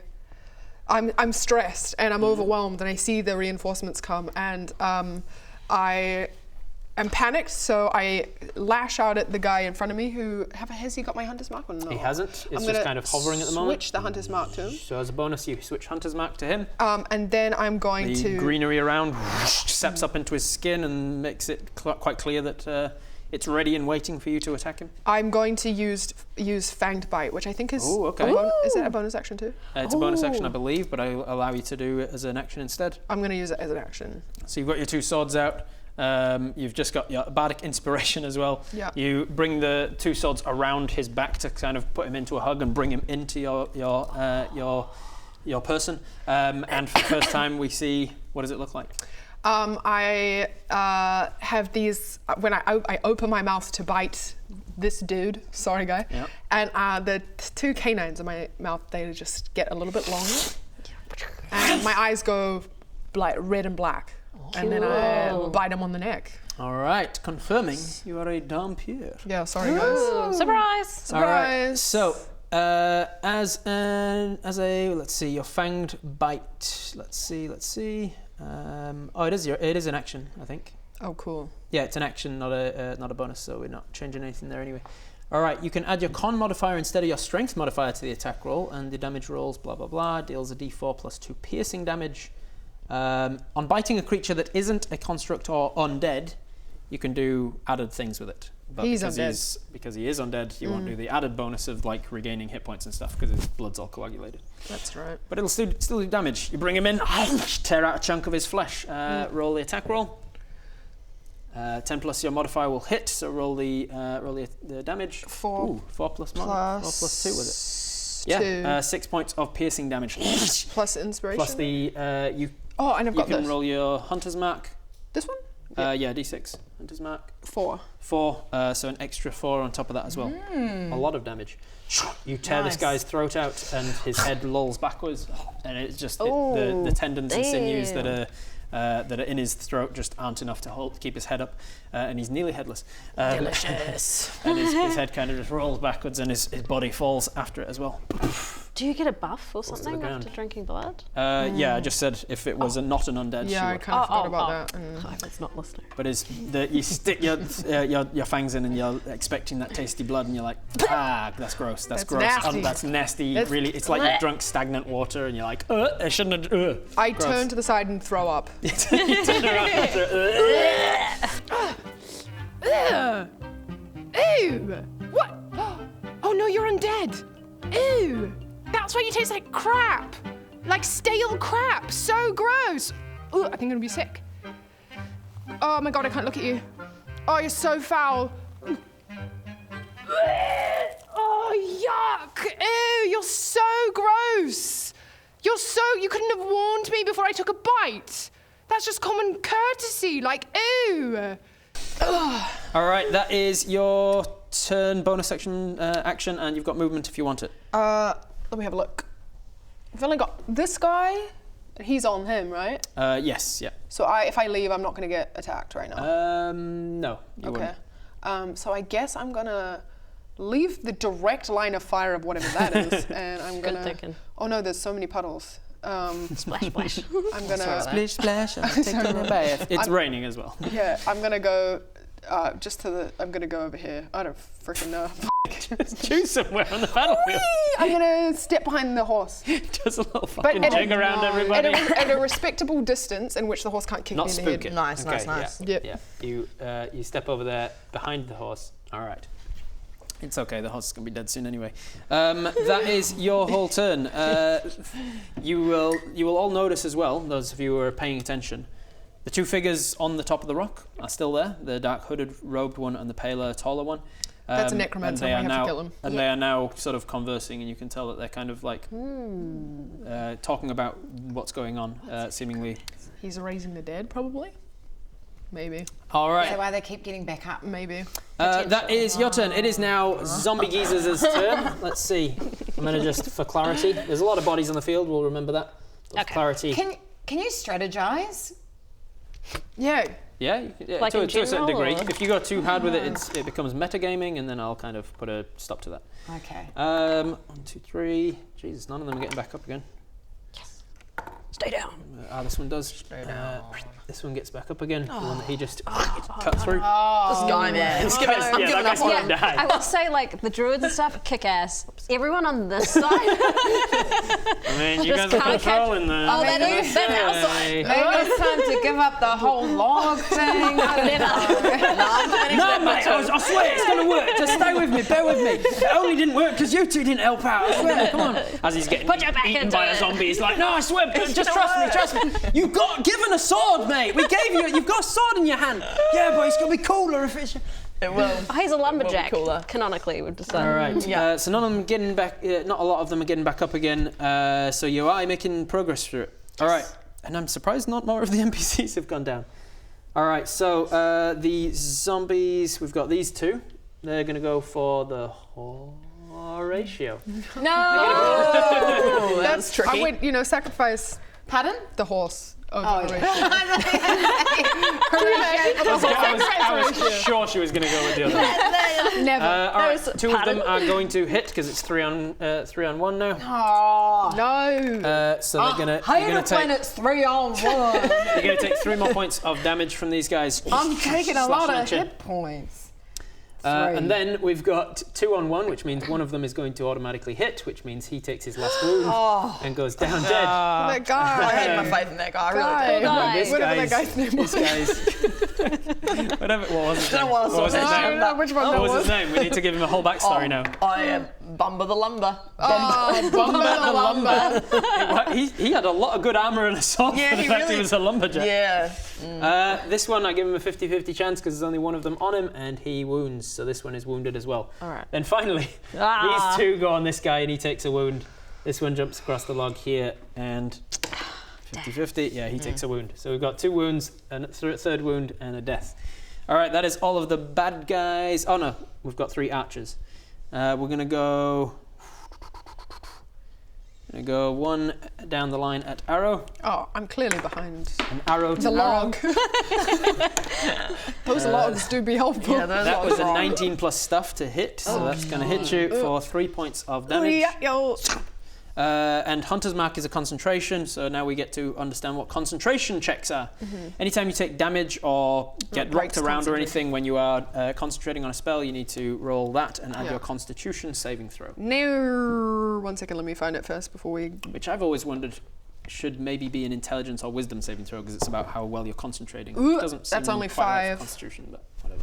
3 plus 5. 5 plus your whatever is not going to be enough, so your Yeah. Hunter's Mark drops. You are no longer concentrating on Hunter's Mark. So I cannot cast that again? You can cast it again, but it would cost you another spell slot. Gotcha. That was one of them. Healing points. I want some of those.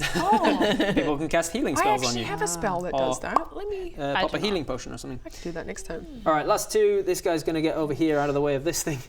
And he's going to shoot at... Hey, Sneaky's flying. He's going to go for you, Sneaky. No! Sneaky, that is going to be a 14 to hit. What's your armor class? 15! There you go. Just misses. Nice. Right past you. And then the last Dodge. one is going to shoot at one of these wounded guys. Let's see if he hits. 50-50 chance. He does. So this guy goes down. Oh! The We've got log! two NPC deaths. All right. This guy's the one that's really pushing the log, though. Yeah, that's true. Yeah, no, he's still like, there. oh no, we died because we didn't push the log on them. We better fucking give it a rest, Gary.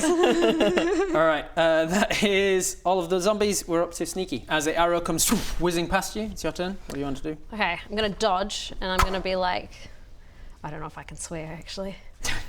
We can always bleep it. I speak in giant. Can I swear in giant? Swear in giant. Whatever yes. that is. Yeah. Oh my goodness. Rude. Wow. Goodness. The foul language from such a cute creature. I can't believe you called him a. You! You ugly motherfucking cunt! You look so stupid. You know you look better now than you did when you were alive, and your mum likes you better now? That's so sad! You're so pathetic! I hate you! You're just so ugly! Ugh. Fuck off! Fuck off, you bitch! You ugly cunt! Motherfucking cunt! Bitch! You! They take psychic damage. Reminds me of my days being bullied by giants. Okay. So, who do we have left over there? We've got 2 zombies stuck in a ball of water. You have a feeling they're probably not going to drown, given that they're undead, but that they are currently restrained by the water. They're lifted off their feet and they can't exactly make attacks either. So 2 sort of incapacitated guys here. We've got 3 that are still not alive here. We've got 1, 2, 3 more archers at the back, 3 more guys over here, and 3 over here as well. Okay, and then the 2 brutes. the 2 brutes. And we're not shooting, like we can't attack the 2 on the rock? The 2 on the rock you could make attacks at. They're a lot further away, which is why they're not on the battlefield, Okay. but you could make long-ranged attacks at disadvantage against them if you wanted to. I feel like maybe that's because they're not on the map. Maybe we're not supposed to go for them. You can go for them if you want to. It's an open world role-playing game. You can do whatever you want. Okay, well. And I will adapt to suit. Okay, well, I do have a question. Yes. With the rain, Yes. does that make it like easier to hide or that rogue thing? If you have, it makes it lightly obscured, which in D&D rules is not enough to hide unless you have a thing. I think wood elves can hide in light obscuration. Okay. But you can't as a fairy. Okay, all right. Well, You could easily fly over behind a tree and take the hide action if you wanted to. yeah, I kind of, sort of, want to try and one-shot the big bad brute dudes. All right, you want to try and get advantage on one of them, so you have sneak attack then. Yeah, so maybe but I kind of want to go around, like not through the big main thing and try to hide in one of the side trees. Okay, well with your Preferably. movement speed you could get here. Okay, And then as a rogue, you can take the hide action as a bonus action. okay. And then if you are successful with your stealth, you would then have advantage against one of these guys. However, with your range from them, you would be at disadvantage, so it would cancel out. Okay. Can I shoot that skeleton instead? Am I in Shoot this range guy? from him? Yeah. Yeah, so that's 80 feet. Okay. And with it. Yep. I'll do all that. All right, Hide so and make chill. me a stealth check as a bonus action. So you're going to roll your d20, you're going to add your stealth modifier from your skills list. Okay. Ooh, +8 to stealth, so Ooh, sneaky. sneaky Who'd have Minaj. thought, who'd have thought Sneaky Minaj was good at stealth? Except everybody can roll a nat 1 sometimes. Oh, no. Okay, so you can either take the fail, because that's going to be a 9, and it's not going to be enough to hide from them, or you could give me that hero point and turn that into a success. It's up to you. Okay. Is this a particular heroic moment that you really wanted to succeed at? Okay. This gives me the feelings of like when I play Baldur's Gate and I hoard all my like Too good to use. yeah. So I don't want to use You it. don't want to use it. Yeah, okay, so describe for me then, how does the stealth go so badly? Do you try and stealth in the tree and disturb a bird that goes or something? Or I do you get grab onto a distracted. branch and it snaps? Or? Yeah, I get distracted watching the lovers making out. As you fly along, you just like look into the side. No, I'm that's like, not oh, enough. true. Into the tree. Yeah, exactly. I'm like, isn't that cute? oh, true love. Smack into the tree. I'm over here, everybody. All right, so that was your failed bonus action. You've got an Yeah. action left. You can now make an attack roll, but yeah, you can now make it just a regular roll because you don't Okay. have advantage against him. All right, and then I'm going to be angry and be like, oh, fucking stop kissing, and shoot through them again. Hopefully not hit them. Oh, that's risky business. At the skeleton. All right, make an attack roll. If you get a nat 1, you are going to hit one of them. Hey, buddy. And they both have a wound already. We're best friends, remember? So you're not going to do that to me. 19! Thanks, bud. 19 is good. Just to save time, we don't need to roll for damage. Sweet. You strike against the skeleton that's hiding behind the tree, shatter his skull. Some wispy fire emerges from the skull and dissipates. Cool. Yay! All right, that was your whole turn. It is now the brute's turn. They take one of them takes an action to set up the ballista. The other one takes an action to load it. A huge ballista bolt is now on it, so that is their whole turn to load it. On the next turn, one of them will aim it, and the other one will fire it. So if it gets round to them again and nobody's dealt with them, somebody on the battlefield is going to take a fuck ton of damage. It looks like it's pointed directly at me. Hey, guys, I really hate to be an imposition, but there's a big ballista aiming right at me. And if anyone's got a free moment, if they could just, get rid of that, maybe help each other out a little bit. Of course, only if it's convenient. I'm fine, really, I'm fine. I'm just hanging out, but it does make me nervous, Pointing right at me makes me a little bit uncomfortable, if I'm being honest. Anybody? Please, anybody help me! I was trying to be a little subtle about it, but they're going to go for somebody in the middle, which is going to be you, Captain Oolong, or Arrow currently. Okay. Or maybe past you at the gates. Just saying. All right, that is their turn done. We're on to Horatio. Right. So I can do an action, a bonus action, and a movement. Is that right? Yep. Okay. You have 3 zombies on you at the moment. Yeah, I know. That's not great.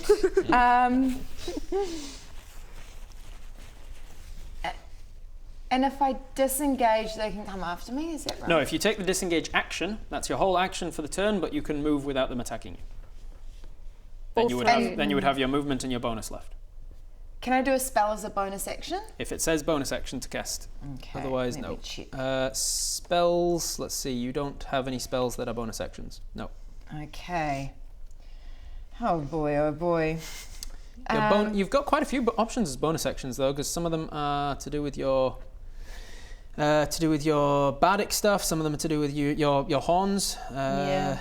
If you take the dash action on your turn. Of course, they're to do with my beautiful horns. How many?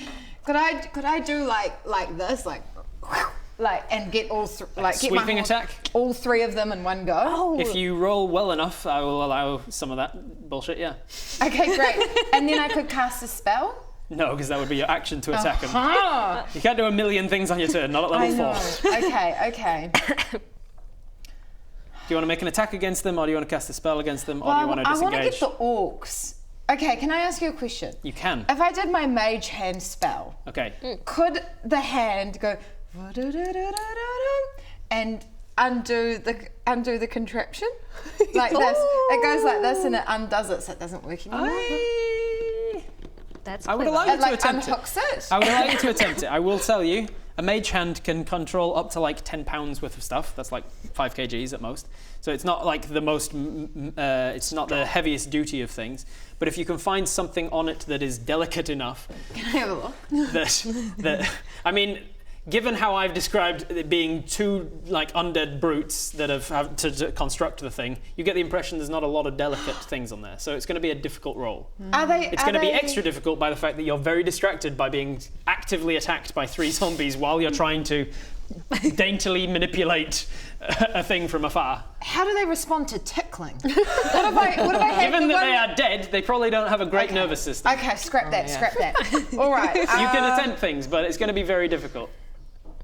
Goring. Okay, I'm gonna deal with the guys. I'm gonna deal with the guys in front of me. Okay. That's totally fine. Yeah. Does that seem smart? Like if it works, it's pretty epic. Okay, I'll give it a go. All right, roll me a check. Come on.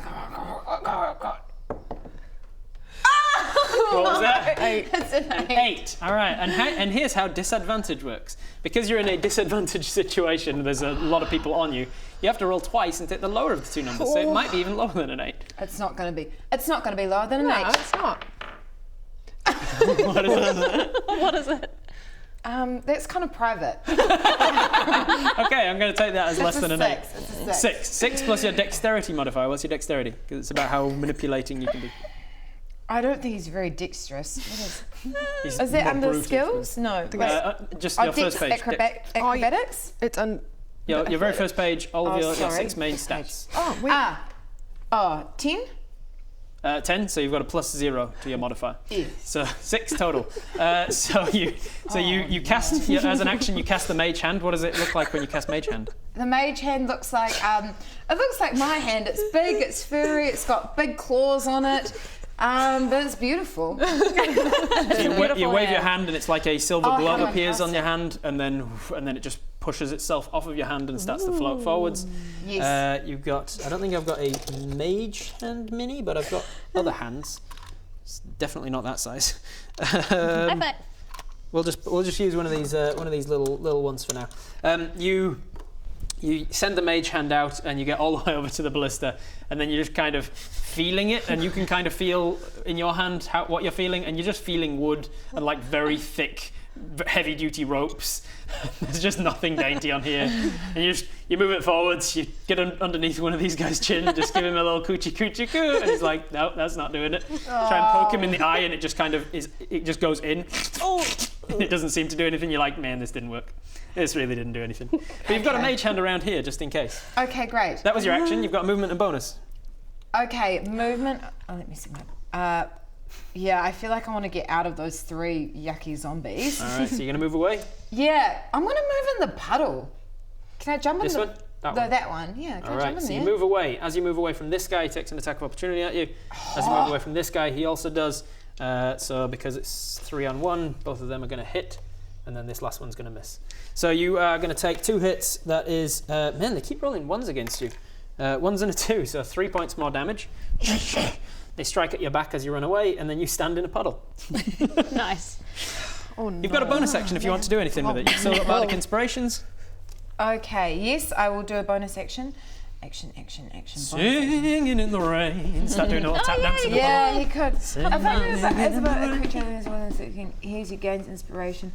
Yeah, do you know what? I will. I'll sing in the rain. And do you know Rihanna's Umbrella music video? Yes. So that's what Horatio kind of does. He kind of it's like really hot and he's like getting really wet and he's yeah. So he's doing that and Who are you inspiring? Sneaky. Sneaky! Hey, little lady, let me inspire you. Hey, Sneaky, I'm doing a sexy dance. Sneaky, in the rain. Sneaky, look, Sneaky. Sexy dance, Sneaky, in the rain. Hey, girl, you're feeling inspired. Feeling inspired, Sneaky. You're feeling inspired, Sneaky. Hey, come on, girl. Feel inspired. Sneaky, you get an inspiration. Yes, I'll give you one yes. of these dice to remind you. There you Amazing. go. Thank you can add that to an attack roll, ability check, or saving throw of your choice in the next 10 minutes. That is your movement, your bonus, and your action. That's your whole turn. Bouble but. You're All up. right. I'm still hanging back. Still just observing. The rain at this point stops because it's been a whole round, I think. Oh, yeah, so it stopped. But there's Yeah, puddles now, right? There's lots of water around, and there's lots of wet people and zombies. I'm thinking, are these guys in the air or not? They're just kind of floating Yeah. just above the ground in this bubble of water. I don't know if I can do this in the range, but what I want to do is I want to freeze them.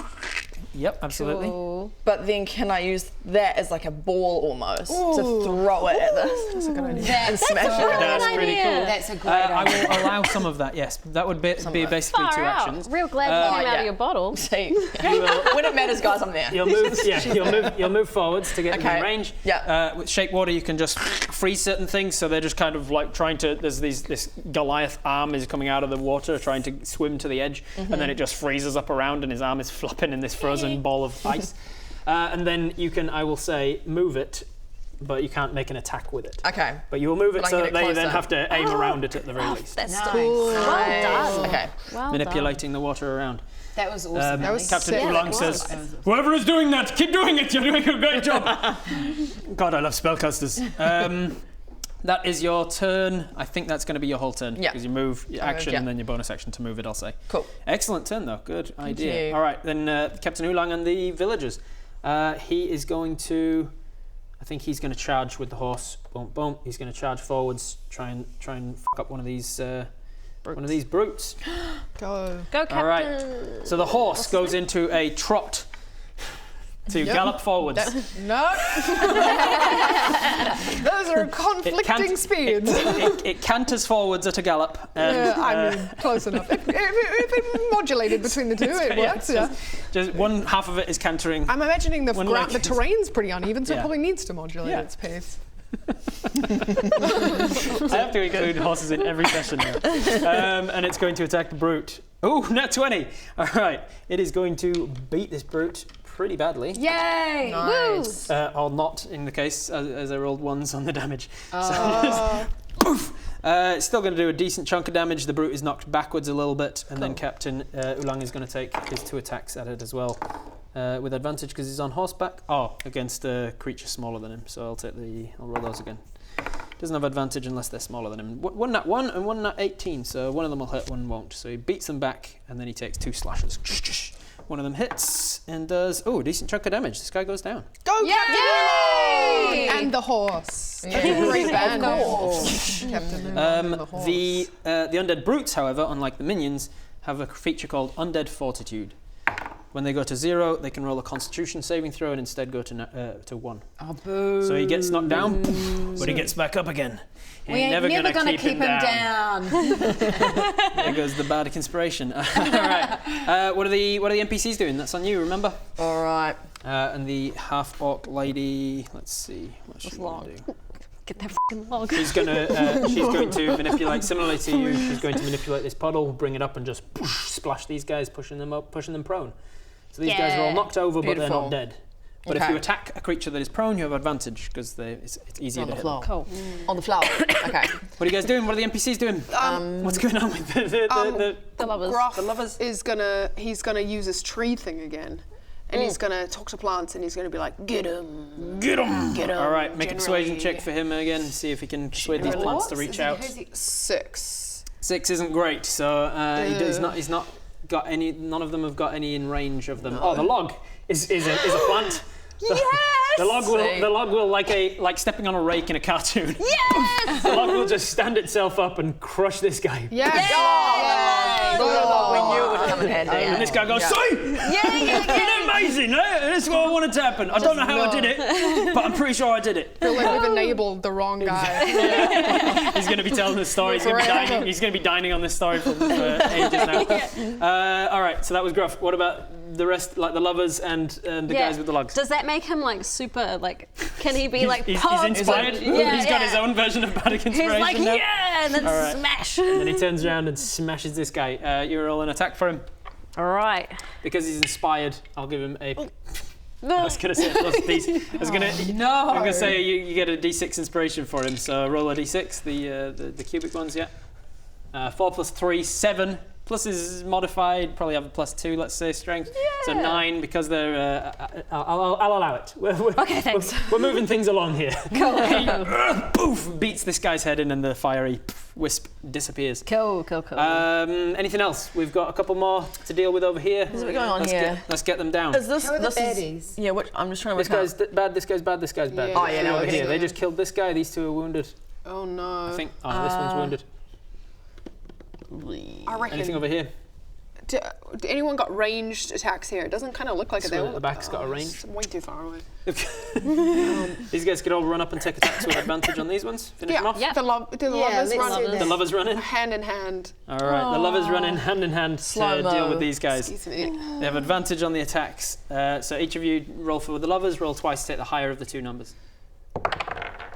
7 or... Oh, that was kind of on the... Can I go again? Yep. So 9. 7 on 9, so 9 plus stuff. 10 was the higher of the 2 numbers. So a 9 and a 10 plus their modifiers against things that can't really move. They managed to kill both of these guys. Yes. We kind of put them right in the middle of the field. Yes, you did. Though, Yes, you did. I remembered that. I recognised. Whoops. Okay, we've got these guys and a couple of people in the middle. Can these guys... We've got these 3 and this one left, I think, and the 2 in the ice bubble. These guys don't have anyone on them. Can they start, like, sneaking around, like, behind the trees towards the sneaking over here? Is Yeah, that, that's a good what idea. do you guys think? That's a good idea. Yeah, that's a good idea. That's a great idea. So Sneaky, these guys like, start to "Follow sneak on me." over this way. Yeah. Okay, Nice. they bring this one. The little hobbit one, the little halfling one's super sneaky. He's like, hey, I got an idea. And then as an action, they're gonna dash as well to get extra movement. Yeah. Clever. Beautiful. Very nice, clever. Nice idea. Nice. I feel like these two here, they're just going to have to work together to get at least rid of this one. Yeah. Can they just attack Work that one? together. Make me an attack roll. Phoenix, you can roll for one of them as well. Yeah. 9. 4. The 4 will miss, but the 9 will hit, thankfully. Cool. And take this guy down. Yeah. All right, so you've got Those two there. we've got 2 over here, 1 over here, the brutes, this guy on the floor, and then these 2 in the ice bubble. Should and we then see 2 what our archers. spooky skinny guy in our Will these other guys guy? attack? Can these guys attack this one? Yes, they can. You killed yeah. my friend. You killed my friend. Prepare to die. All right, they're going to attack, and they're going to hit. And this guy goes down. Yes. Nice. Cool. All right, I think that's everybody. Back to the top of the round with Arrow. All right. At this point, you see the 2 on the rock at the top of round 5. I think this is round Yeah. 4. It seems like they've seen enough. One of them, the dark robed one, swishes his cloak, and this like hellfire kind of emerges around his feet, turns up into this almost like portal like doorway behind him, and they both turn and walk into it, and then the hellfire disappears. Oh no. Did you see that? I saw that. I'm gonna yell out to everyone. Hey guys, they just went through a portal, and there was hellfire. Just for your information. Did you just see them? Yeah, Get in that hellfire portal. I did see them get in that hellfire portal. Oh my God, seriously makes me so mad. Yeah. There is nothing more annoying when 2 creepy skinny guys disappear in a hell portal. I hate it. Oh, seriously, inconvenient. My mind is an inconvenience, and I really, when somebody disappears into hellfire, I just really want to just Stomp him. so mad. Stomp him. Stomp him real hard. You suck. You suck! You and I think that you are a rude gentleman disappearing like that! Didn't see So that everyone we knows didn't that. see Thank it. you. So they'll We know now. probably pop up somewhere Along the way, I would imagine. So I'm going to cast. I don't know if this is irrelevant now because there's less people, but I'm still going to cast Protection from Good and Evil on myself, Okay. which I probably should have done maybe at the start. of this. When you were waiting for an undead army, yeah. Yeah, probably. What does it look like when you cast? It is As a just ranger. as a ranger. It is just a glowing light because that's the simplest thing that I can think of right now. Okay. It's just like So your magic comes from nature. So you kind of you get the last rays of sunlight. We've got those crepuscular rays, those that kind of look like God shining through the clouds. You grab those last rays of sunlight and you almost grab them. Have you seen those light shows that people do where they actually look like they're grabbing light because they've got the lasers in there? Have you seen them? It's amazing. Really good choreography. There's like fog and light shows and stuff. And as the lasers are coming past them, they can reach out and grab them, and then they turn on like a green laser within their hands, and it goes, zip, and then they can manipulate. Looks like they've actually grabbed it. That's what you basically do that That's with one of these rays of light. You grab it, you slam it into your own chest, and then you surround yourself with golden light, which protects you from evil and good. That's your action, I believe. Then and then I've got a and movement. bonus action. I've got Hunter's Mark's a bonus action. It is. If you want to recast it, you can. You've got but 2 spell slots left. I also think I have some sort of attack that's a bonus action, don't I? Let me just double check that. I'm not sure. Let me just check that really quick. Sorry. Because ideally I'd want to do a little bit of damage at the end of this, but that being said, if it's not Bonus actions. Let's see what you've got. You've got a short sword. If you've made an attack, you can also do your offhand attack. That's your dual wielding thing. You can Hunter's Mark, or you can Slayer's Prey, which is the ranger. It's very similar to Hunter's Mark. Maybe I'll just put I'll prepare, and am I about 60 feet away? Yep. Or if I put Hunter's Mark on this guy. All right. So you're I was just going to try this to guy. do So you're some going ranged to get to attacks that on guy. him. You're going to need to move closer, and then 60 feet. Yeah, you can Hunter's Mark this guy. Yeah, Mark but off the I spell moved, slot. but I definitely moved like this way diagonally. Move diagonally through, splash through the puddle. Yeah. Yeah. Okay. So you Hunter's Mark this guy who's just gone down and got back up again. That is your bonus. That's your movement. Your action. That's everything. That is the bad guys, the zombies now. We don't have any over here. We've got these two. These two, and right next to you now, Arrow. So they're both going to go to you. Slay. That's what we're going to try to. That is going to be 1 hit on you. They have disadvantage though, right? Oh yes, thank you for the reminder. They have disadvantage because of. Yeah, because I just did something. Yeah, you just did a thing. I did a thing. Which would have been nat 20 on that second one. Yeah, but well. Nat 20 or a 4. So they're going to take that 4 and miss. The other guy is going to. What did I roll the first one? No, it's going to be. Yeah, they're both going to miss. Yes. So they go in to try and hit you, but the light blinds them from you, and they seem to turn around and not be able to hit you. We've got 2 arched guys. These guys can't do anything. This guy's going to get back up again on his turn, and he's going to go for one of these guys. No. Ulrich. It's 50-50 chance. I'm going to roll it out here so you know I'm not bullshitting. 11 or higher, and he hits. 19. No. That ain't good. He hits Ulrich, and Ulrich goes down dead. Reginald. Or dying if you want to do anything to heal him. If you want to do anything to heal him, you can, but it has to be quick. Ulrich is dying and bleeding out. Someone give him that mouth. Reginald shouts, "No, Ulrich!" Oh no, there's an NPC. Ulrich grabs Reginald, brings him down. Traumatizing. I have no regrets. I'm sorry. Did I'm we just traumatized. Yeah. kill off the best NPCs I've ever heard of in my whole life? Could be. Oh no. All right, that's this guy. These Rest in 2 peace, are going to bro. take attacks with their bow and arrows. Let's see who they're going to go for. This guy's going to shoot you, Buble. What? How dare? That gets a 15 to hit. What's your armor class? I think 11. Yeah, 11. 11. So that hits you for 1 point of damage. I believe that's everything. Then this guy finally is going to try and finish off. He's going to step out so he can see. Finish off the big guy with the log. No, log that boy. also hits, and he wounds, and he's already wounded, so he goes down. Oh. See what I do with that log? Incredible! And then his arrow tip sticks through his upper chest. Oh, thank God. I'm sick of hearing that. Aww. I was going to finish him myself. I think that's all of them. Then we've got Sneaky. You're up. Okie dokie. So I can like dash as a bonus action. You can, eh? because you're a rogue. Oh, but I can't hide it. Then you can't hide. Then you'd have to use your action to hide. Oh, okay. But I could. Could I still obscure myself? Yeah. Okay. Could I maybe fly behind that big? You get over here. Yeah, one of the. Over here. With the other people. Over here. Yeah. All right. So you're going to fly over here. And I'm going to try and shoot the other brute, the one. Yeah. All right. The darker brute. Cool. Nice. You don't have advantage against him because you didn't take the hide action, so it's just going to be a straight roll. Okay. You're within 80 feet, so it's fine. 7 plus 6, 13. Plus 6, 13 is enough to hit. Cool. So roll your damage, which is just a D4. And I'm still small. 'cause you're still small. 2 plus. 2 plus 4, so 6 points of damage. It Nice. strikes into him. Turns around to see you. It wasn't enough to finish him off, not for the brutes. Okay. And so he turns his head towards you.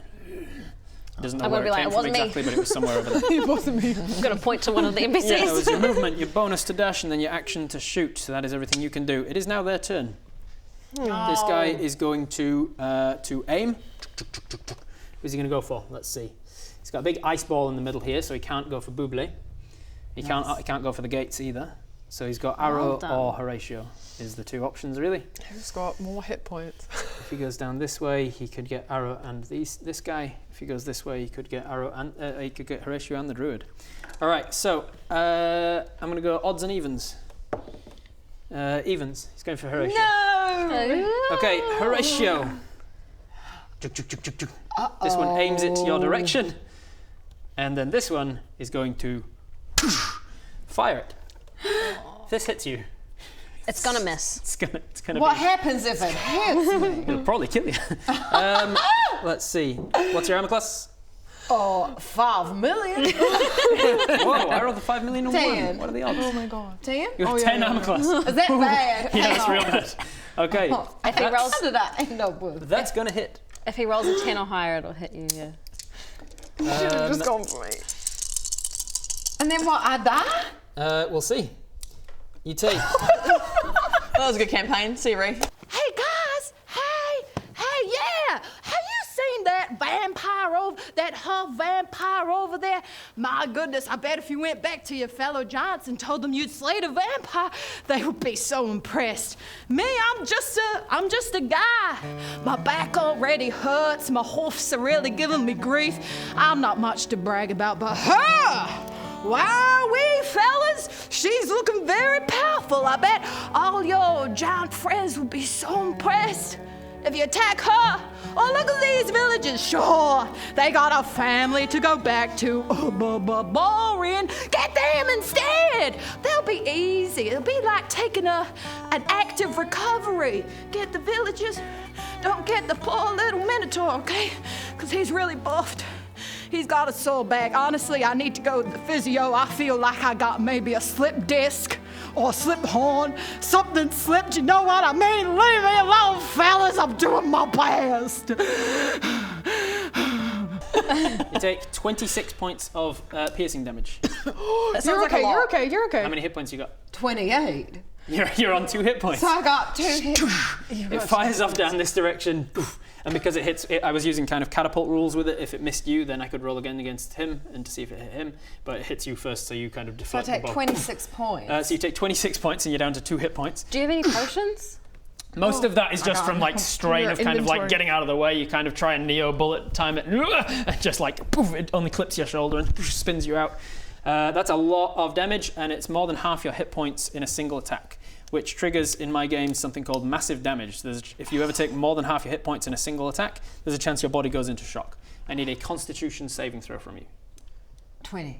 D20 plus your Constitution saving. My constitution is not good from my memory. 5?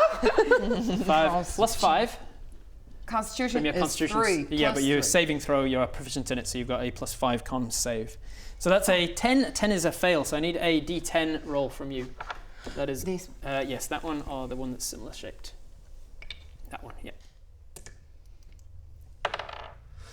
Oh! One is not a good. One is the worst option that you can have. Why are you laughing at me? I'm crying the whole time. Oh, it is. I reckon That's you've got really one of not those good. You in don't your want to inventory. All right. Maybe. In my games, if you get hit with half your hit points of damage in a single attack, and then you fail the con save, your body goes into shock. If you then roll a 1, it's the worst possible outcome, which is you just drop to 0 hit points. What? So you drop to 0 hit points, and you are considered dying. Oh, And no. in the very, and in the very, I hate dying. It makes me mad. and in the very first encounter of the campaign, we're going to work out how death saves work. So wait, I go 0 for my hit Yeah. points. You go to 0 for your hit points. So I get rid of It just knocks the wind out of you. You spun out, and then you fall down. I'm not going to be cruel and say you fall down face first in a puddle, and immediately start drowning.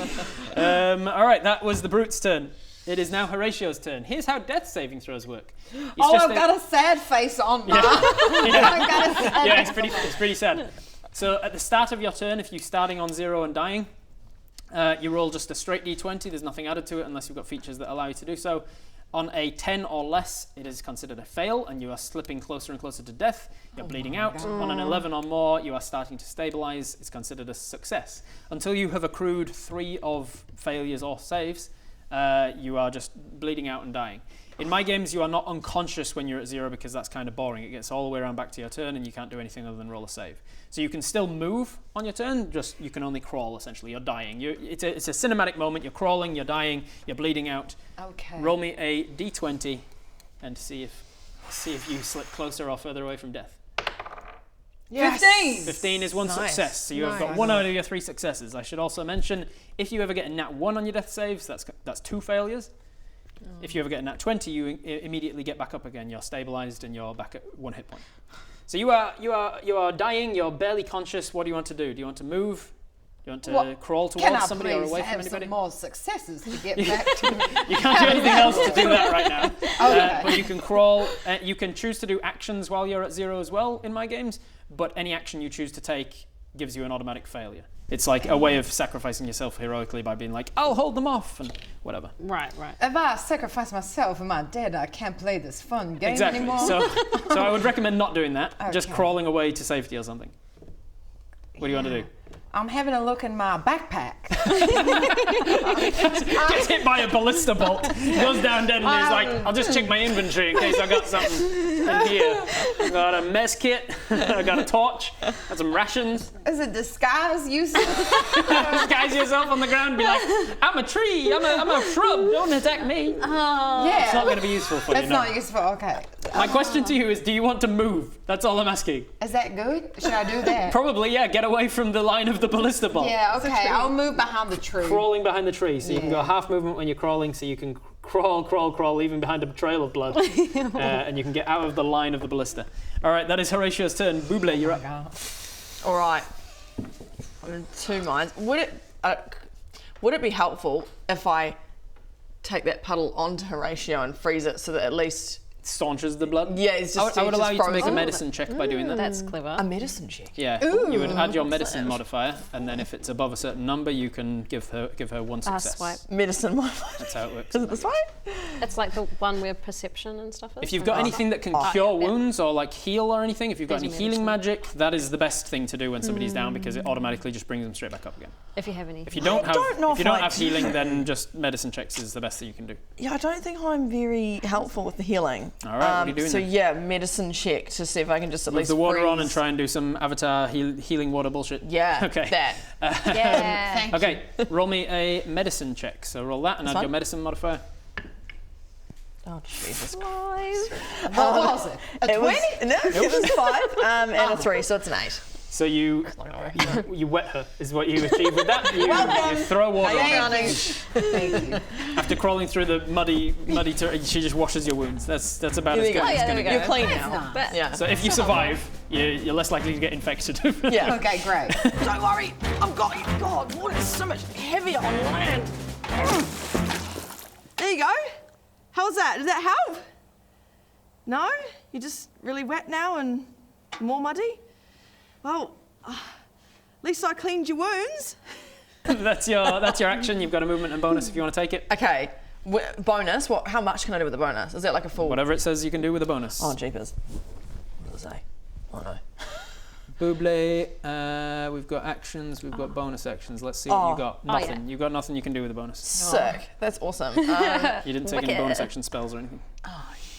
So I can just move now. So you've got movement left. I'm going to. I think I'm just gonna stay there. Okay. Yeah. Right behind your ice ball protecting you. Yeah. Okay. do the druids have any magic, like healing magic? They might on their NPC turn, which is now. Yeah. Can they heal Horatio? So we're going to deal with the captain first. Yeah. He sees this guy. He's going to take another attack at him to see if he can take him down to 0. He hits. The guy goes down to 0. The Constitution save, the undeath fortitude. The DC goes up, so he doesn't make it this time. The guy goes down, not to get back up again this time. Yay! And he takes out the horse and crushes him. No! He did, I and heard then he nothing. just- I heard nothing. Your hunter's mark is now floating around again. He did one attack against this guy, so he's going to then maneuver the horse around. He's going to pull on the reins. When the horse knows exactly what that means. It means to back up, as we all know. Pulling on reins means to back up. So it's going. That is true. It's not going to work if she's not listening to me. I'm trying to control her and she's not bloody paying attention. I'm just looking at my feet. No, pulling on the reins like this would make know. us back up. I know. So you are correct. And then he's going to get the charge feature from charging down here. I've definitely given myself the room for this. All right. You can charge that guy, see if the horse hits. That horse misses again. The horse isn't doing a great job. Oh, maybe we do. It is a prey animal, so. Maybe it's not a war horse, maybe it's not trained. All right, so he's going to pull around the side of him then, and with his last attack, he's also going to hit. So that guy's taking a little bit of damage from you, from the arrow. Yeah. And he takes more damage from this guy, not enough to kill him though. So he's striking and slashing at him. Then we've got the NPCs. Yeah. Let's go. I will say this one, the one that I've been controlling, the orc druid woman. You see that she looks across to the rock.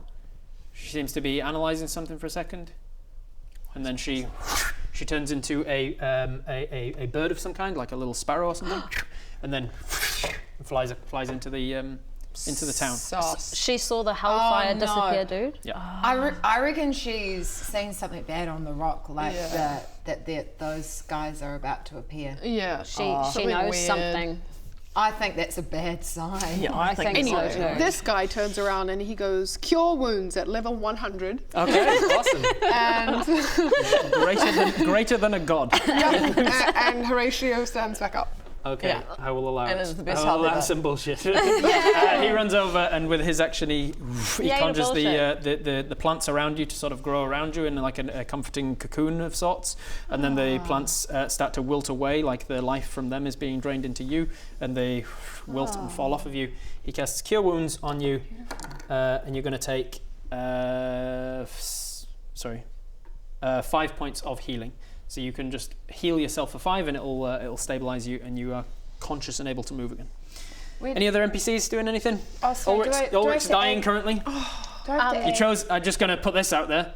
You controlled that NPC, Brit, and you had the choice of who to save, and you went for Horatio. So if Ulrich dies, sorry. that's on you. Oh, no. I'm sorry, but let's be right. realistic. Okay, we did need to say. That's right. We need Horatio. Do I have to do anything to my thing with the healing points? Am I meant to? Yeah, do just something? put healing into it somehow. Where does it say? Wherever it says to heal.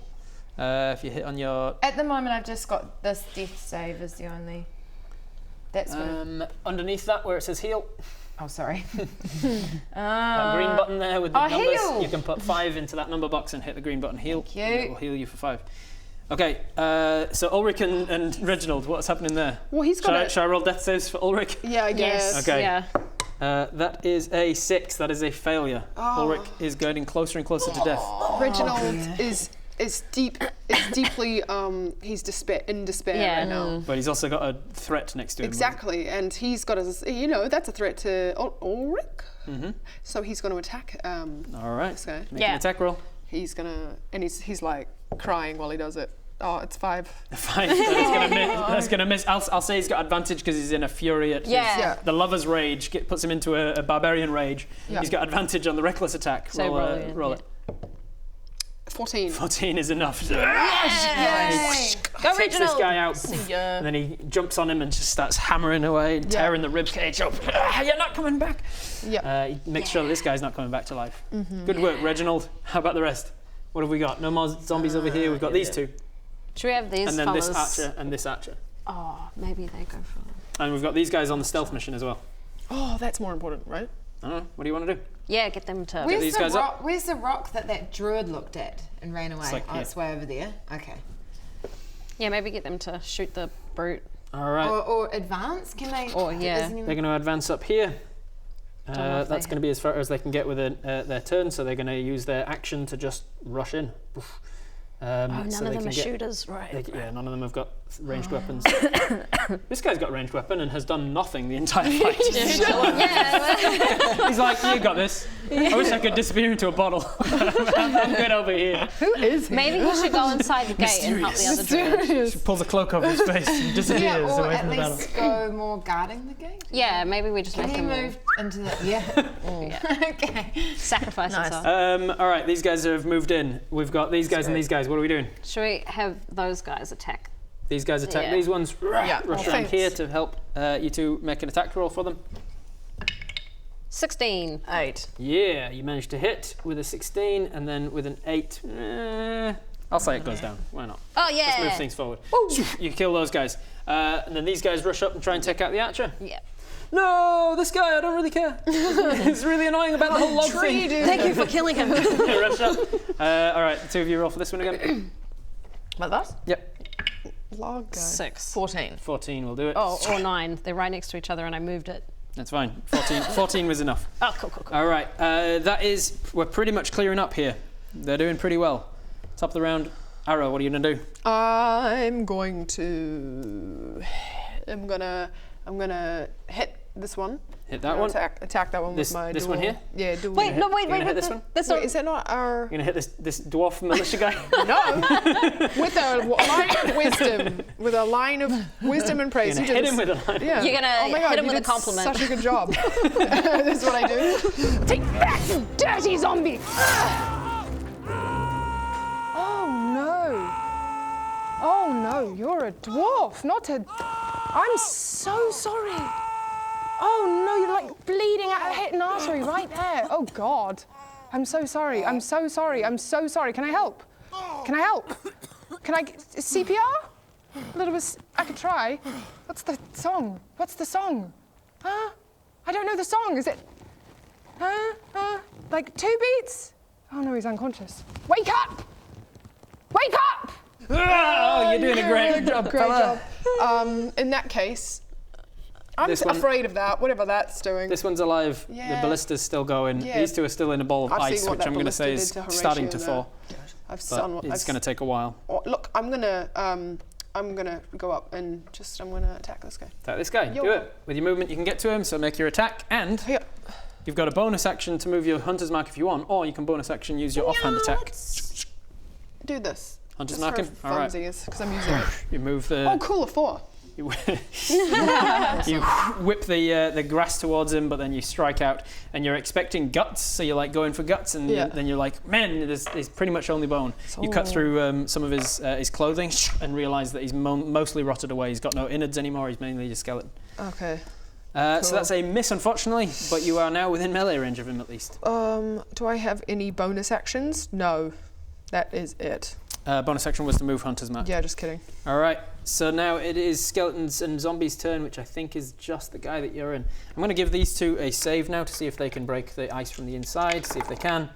Nope, not with those rolls. Yeah. And then this guy is going to try and just bonk you with his bony arm to see if he can hit you. That is going to hit. But here's disadvantage, right? Oh yes, thank you for the reminder. Nice. Well, remember. I'm just going to really hang on for this disadvantage. That turns it into a miss. So again, he goes to hit you, and then the light shines up from you and blinds you. Cool. Yeah. Fantastic. I think that's all of the baddies. So they're almost done. Sneaky, what are you doing? Yay. So Horatio's up now, eh? So Horatio's, you look back and see Horatio being healed, and Horatio's starting to Cool. come to consciousness. All right. Can I shoot in range? Like, am I? You're within range of this guy. Okay, so could I hide You behind can the now tree? hide as a bonus action. Okay. Roll a stealth check. You need to beat his passive perception score. That's a 9. Plus 8, Plus 17. 8. 17 is enough. You are considered hidden from him. You disappear Nice. behind the trees. He doesn't know where it came from. He's distracted by all the NPCs around Yep. him and trying to reload the ballista. Cool. You can now make an attack with advantage, and if you hit, because you're at advantage and he's surrounded, you get sneak attack. Cool. All right. Oops. 10. Or 4. So hopefully. So the 10 plus your modifier is 6, 6, I right? think. So Yep. 16 is enough to hit. So roll your damage. You've got a D4, 2D6. And you've got an inspiration if you want to add it. Oh, you can't add it to damage, but it's fine. Okay. 3. And then can 3, I roll and then both those as two, my yep. sneak? 6 and 1. 7. So that's 10. So that's 10 points plus your 4 from dexterity is 14 points of damage, which is enough to kill him. Let's see if his undead fortitude happens. Not with a 2, it doesn't. So Yeah. describe the kill. Okay. So The final guy that's of any worth on the battlefield. What do you want to do with him? Okay, I'm gonna go from the sneaking. I'm gonna quickly duck in under a branch. I'm gonna say, my anaconda don't run. yes. And I'm gonna shoot him in the butt. Nice. In the actual butthole. Right in the butthole. He turns to load the ballista. It hits him right in the coccyx, which shatters and starts like a cascading domino effect all the way up his spine. Each vertebra kind of drops down into the place of the last one because of how rotten he is, and then his whole back kind of collapses under his own weight. And he falls down, narrowly avoiding this guy. Dives to the side. Yeah. And for the sake of brevity, you manage to surround this rock and surround the ice rather, and shatter it open, and then just slaughter these two, and you manage to kill this guy with your hunter's mark. Boom. Yay! Well done. The last thing to decide then is what's happening to Ulrich. Reginald, stabilize him. Reginald gets down. Does and he's CPR giving or him CPR. Reginald's going to make a medicine check. Makes so a for tourniquet you, or whatever. medicine check, please. So, just a straight D10. Sorry. No, Come on, lovers. 10. 10. Yay! That's a D12. I meant No, a straight you D20. said the one with 10 on it, right? I got the highest number of that. So That was a D12. 5. 5. He is failing. He's failing. It's not failing by enough to cause him extra deaths. But then the Furbolg runs over. I'm going to see, has the Furbolg got any more hit point. Oh any no, more he's spell not going to slots. fudge it either. He has, I'm going to say a D4 minus 2 spell slots left. 1. So he has no spell slots left. Oh no! So the Firbolg Druid is out of spell slots. Can he medicine check or no? He's going to try his medicine check instead. You suggested it, so roll me a D20. How invested you are in this NPC. 18! Wow. 18 is one success. He's starting to stabilise him. He's still making death saves though. He's going to then fail. Come on, my guy. Make a death save. Stay with he us. succeeds. All right, that is 2 successes and 1 failure. What is anybody else doing before it comes back around to him again? Silver dude runs up and is like, I used to go to med school. Yes, he did. Fantasy med school. I've studied first aid. He's You're like, I doing get it wrong. advantage on this. Don't touch him, Reginald I'm a says. cardiothoracic Trust surgeon. me. Oh no, he's dying! Someone help him! I can't do shit! Gareth, to the rescue! Get out of the way! I went to med school. What's a med school? Well, I got a first aid degree. I was valedictorian, first in my class, A+++. Are you speaking They all mean things. I'm not making this up. All right. So first you've got to do is work out which holes he's meant to have and which holes he's not meant to. This one I think needs plugging. Oh, that's what's meant to happen. Trust me, he's got too much blood. That means that he's got too much. The humours are not in alignment, and this arm is clearly in the way. So I'm just going to take this one off. Help me pull this. Help me pull this. It's not meant to be attached. No. Help me pull his arm. I don't want to get near you. I went to med school. Trust me. I don't know what it is, alright? And he plugs his I've trained in paramedics. He's got a whole IV drip that he's dragging over. Neither of you two have rolled for him yet, so one of you two, whoever wants to take it, Yeah. who's feeling more lucky. All right. All right. Oh yeah. There's a 4. He's making it worse. I've trained him. Trust me, you're meant to move them as much as possible. Get the circulation moving. Start sitting them up and moving them about. Reginald's like, I'm pretty sure he's not. It's not enough to cause him another failure, but then it's going to come back around to him again unless you as characters want to do anything. You're just using the NPC. Can Sneaky reach? You can now on your next turn fly over to him. Fly over Horatio. I also have a plan, but I don't know if I am able to. Can I turn him into a vampire? It's better than being dead for all of eternity, my guy. So as Sneaky is running over to try some healing, what do the rest of you want to do? Wow, are you going to do that first? I don't know what's going You're to running over to turn him. I just wanted to see if anybody else is So we're doing not anything taking first. turns? I mean, kind of. It's loosey-goosey because we're Okay, just... loosey-goosey. Okay. I start singing him a song Okay. that inspires him. Okay. Oh, Yeah. yes, nice. So you're going to cast it, you're going to give him an inspiration? Excellent. Yes. Tell him it'll be their wedding song. Yeah. Yeah. Yeah, he has to live. Make a roll with your... sorry, you're not rolling, you're just doing a bardic inspiration. And so you're going to give him a d6 onto his next death saving throw. He's singing, wise men say only fools, and it's like romantic. Okay. I love it. It is going to get back round, so by the time you can get to him... Let's see. I'm going to roll one more time for his death save with a d6 added to it. That is a 6 plus 3, which is a 9, which is still a failure. So he fails one more death save. He is on the verge of absolute death. Okay. You arrive to him. I see he's bleeding out on the ground. I can see that his partner is just sobbing, and I think... Please. You gotta do it. Please, I'd give anything. I'm like, Don't yes. leave me, Ulrich. Don't leave me. And so I decide... You've got to live your life. No. Go on. You deserve to be happy. I lunge in, and with the vampiric... I hope that you can find happiness with somebody else one day. You run down into his throat. No! Ulrich's like, Reginald is freaking out. You bite down into his throat. I'll turn big and grab Reginald. I use my the venom, vampire venom, and I've made the choice now. So he will live for eternity if this works. Okay. But, The fun thing is, you have cure wounds, and you have spell slots left. No, but So just putting that out there. Wait, this whole time you've had kill. Yeah. It's right there. She's only got 4 spells as a ranger. no, I'm out of spell slots. Hunter's Mark, I'm out of Protection spell from slots. Evil and Good, Speak with Animals, and Cure Wounds. I've used all my spell slots. You've cast Hunter's Mark twice? Yeah, Right? I've got 3. Look, I'm out of spell slots. So I couldn't have done it. I couldn't have Protection done from it. Evil and Good. I couldn't have done it. I couldn't have done it. Two Hunter's I Marks. couldn't have done it. Well done. We Okay, yes, you couldn't have done it. Well done. So you instead turn him. So this is going to be a case of He was on 2 fails and 2 successes, I think, from memory. So if I get above a 10 on this, so 10 or more, I'll say, he will not succumb to the extra damage that you've just inflicted on him, and will instead succumb to the vampiric venom. Will Bella become a vampire? 8. Ooh. So instead, But does he still have bardic inspiration or whatever? Or he used his bardic inspiration up. Oh no! So Oh, guys, I think I killed. He was going to die anyway. it was pretty heroic of you to try and save this NPC. So I'll give you a hero point token, which you can immediately cash in to then make it a success for you with. Yes. Nice. Okay. You then use your Because hero point the token guilt will to eat you heroically turn this guy into a vampire.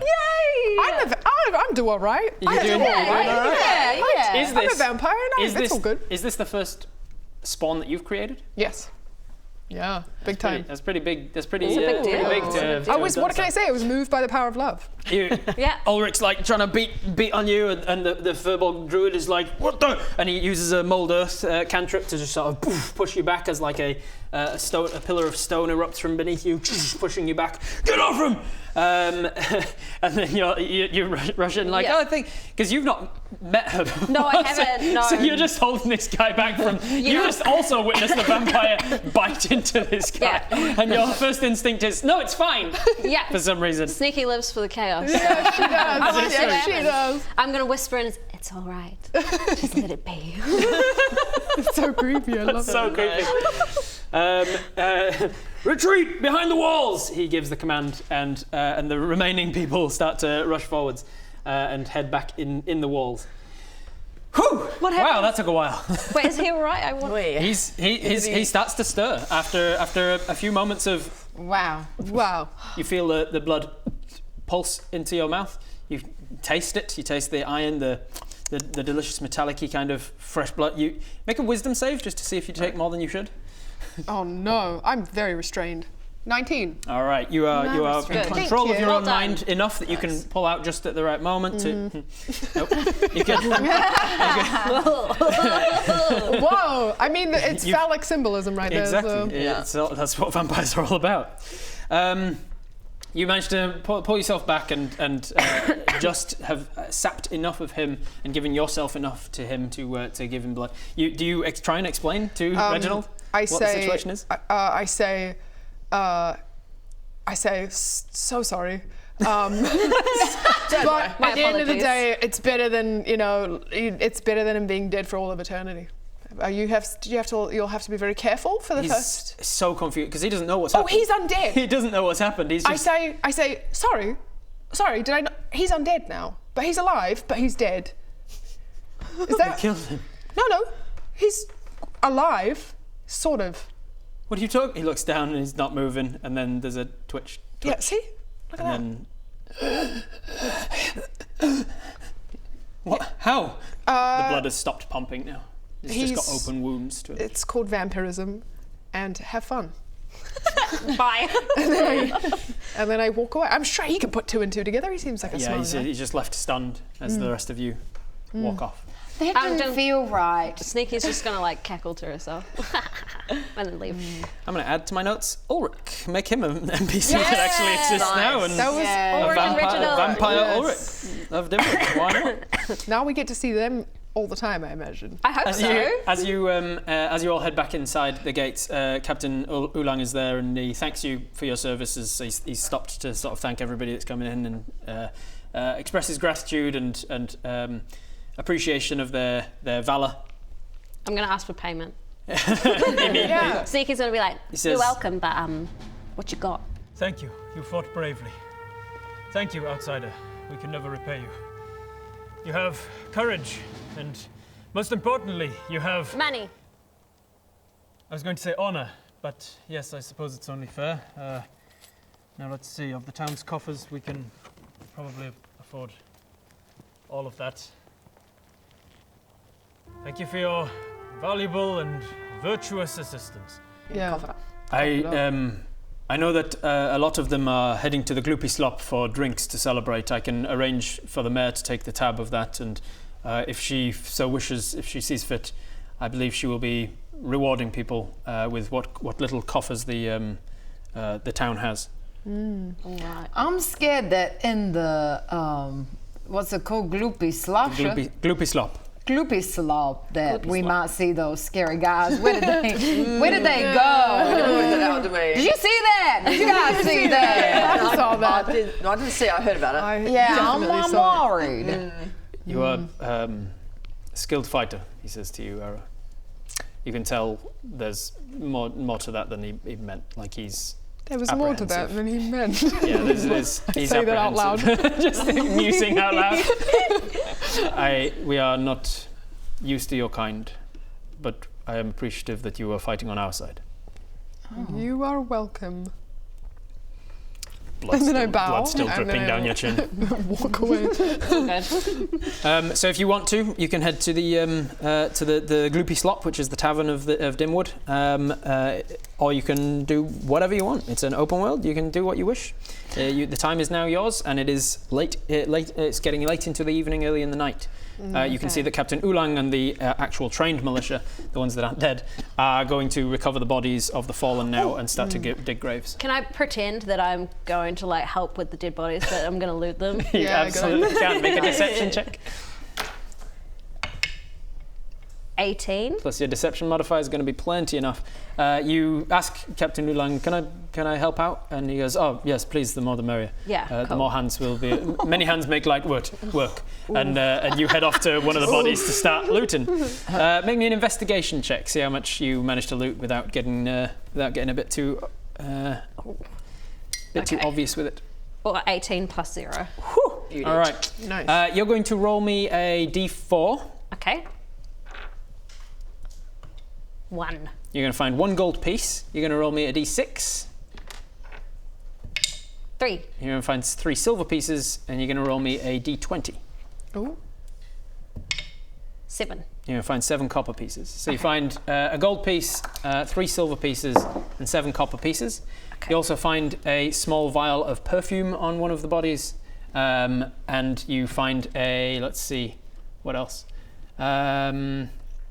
You find a locket to a loved one around one of them's necks. Okay. Sad. And the locket might be worth something if you wanted to sell it, or you could do with it what you will. Okay.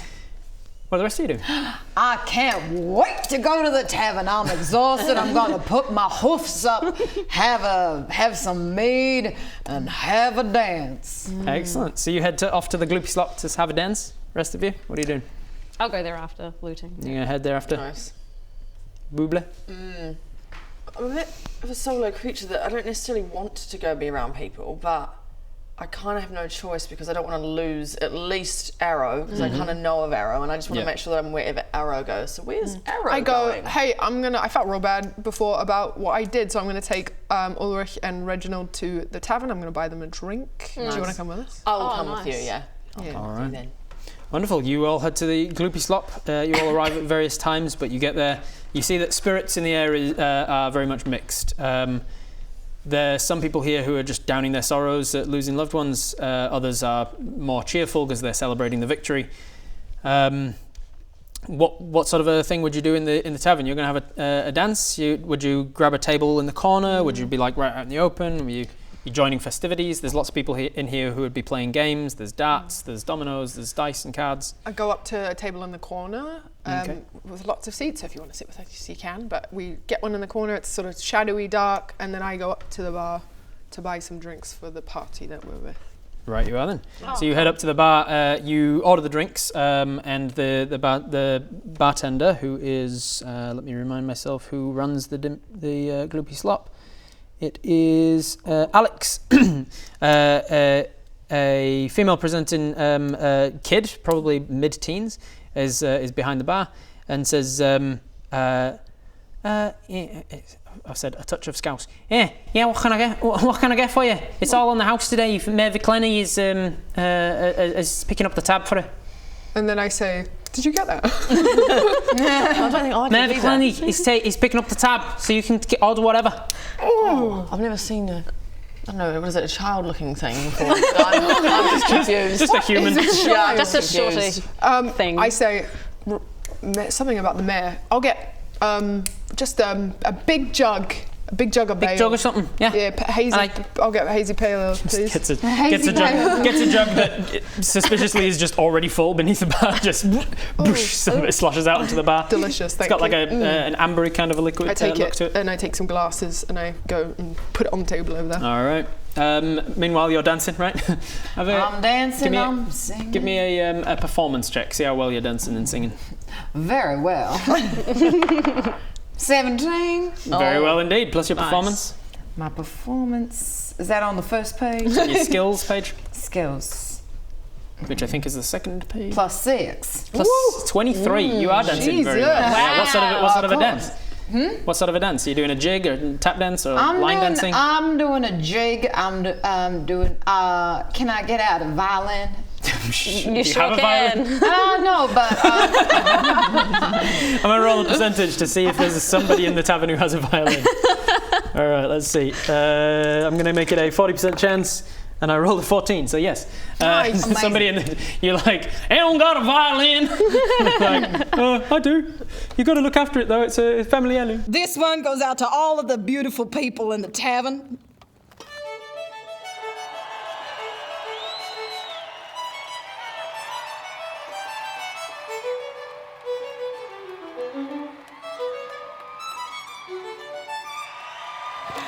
Thank you. Thank you. You won't believe it, I wrote that one myself. Thank you. If anyone wants to buy me a drink, I'll be over there. They say flattery will get you nowhere, but with me it's the opposite. So come and flatter me, and I'll get you everywhere. okay, so I pick up the violin. I'm playing. I'm jigging, and I do such a great dance move. What I do is I run up to the wall, and then with my hoofs I go boom, boom, boom up the wall, do a backflip, and land in the splits. Okay. The Gloopy Slop Tavern, I should describe, is a drafty wooden shack with constant leaks and rodent problems. So you run your entire minotaur weight at the wall. I'm going to now roll a percentage to see if the wall holds your weight, or whether you just put your foot through the wall.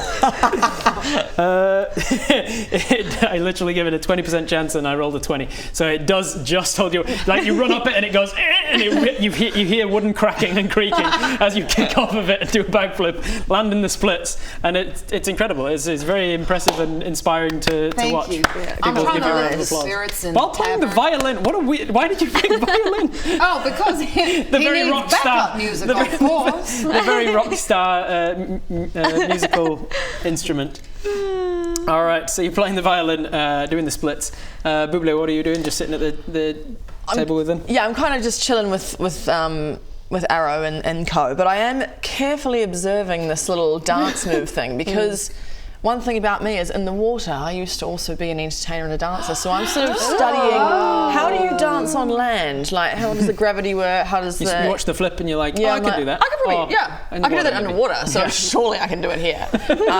So I try and maybe just walk on over and give that a go, just to see if I can do it. 'Cause then I could have done that in the water. Yeah, So, and you like, do why the not same here? thing, like you just throw your body weight back. I just try and woo. Make me an acrobatics check with fine. disadvantage. Oh yeah, okay. 14. 3. Plus your acrobatics. Sorry, I really need to get on the right pages for all those. It's on the skills, which I think is the second page. Skills. We'll get used to where things are eventually. Yeah, +2. So it's 5? A 5, yeah. In the water would have been a beautiful Yeah, backflip. beautiful, yeah. Doesn't Here, work in? You just kind of throw yourself back and just hit. Back of the head hurts. Okay. Really thumped down. People are like, "Hey, got started early, did you? Pissed, mate. Hey, this one's already pissed." Yeah, the physics don't work here like they do underwater, do they? Jeepers. Your introduction to this constantly damp, light-skinned water genasi creature is that she fought alongside you and then just threw herself onto the ground next to you when you're doing a performance. Do with that what you will. Are you all right? I think so. I think so, yeah. That was a really cool move that you inspired me, and I just couldn't do it, turns out. Thank you. I appreciate you trying. I thought I'm very impressed. And I'm sorry that you hurt your head when you fell from heaven. Is this? Oh, I don't know how to feel. People scare me usually. Oh, things any creature scares me usually.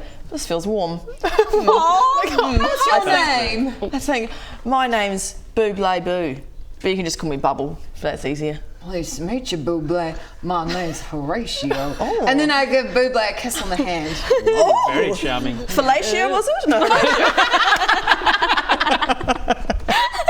No, just a kiss on the hand. Oh, sorry. Horatio, thank you. For now. It's very nice to meet you.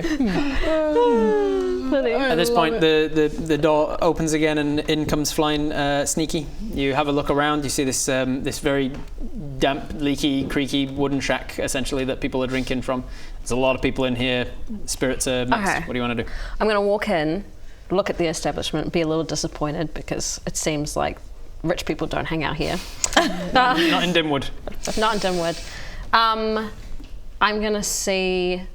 Oh, I'm going to go up to Arrow, but I don't think I know Arrow's name yet. You do not yet. And I'm going to walk up and be like, so, you're a vampire, yeah? Bold. Yes. Arrow doesn't like small talk. Very bold of you, but yes. What? Well, maybe this is more of a question for Rob, but with my backstory, I'm a little interested in like undead things and stuff like that.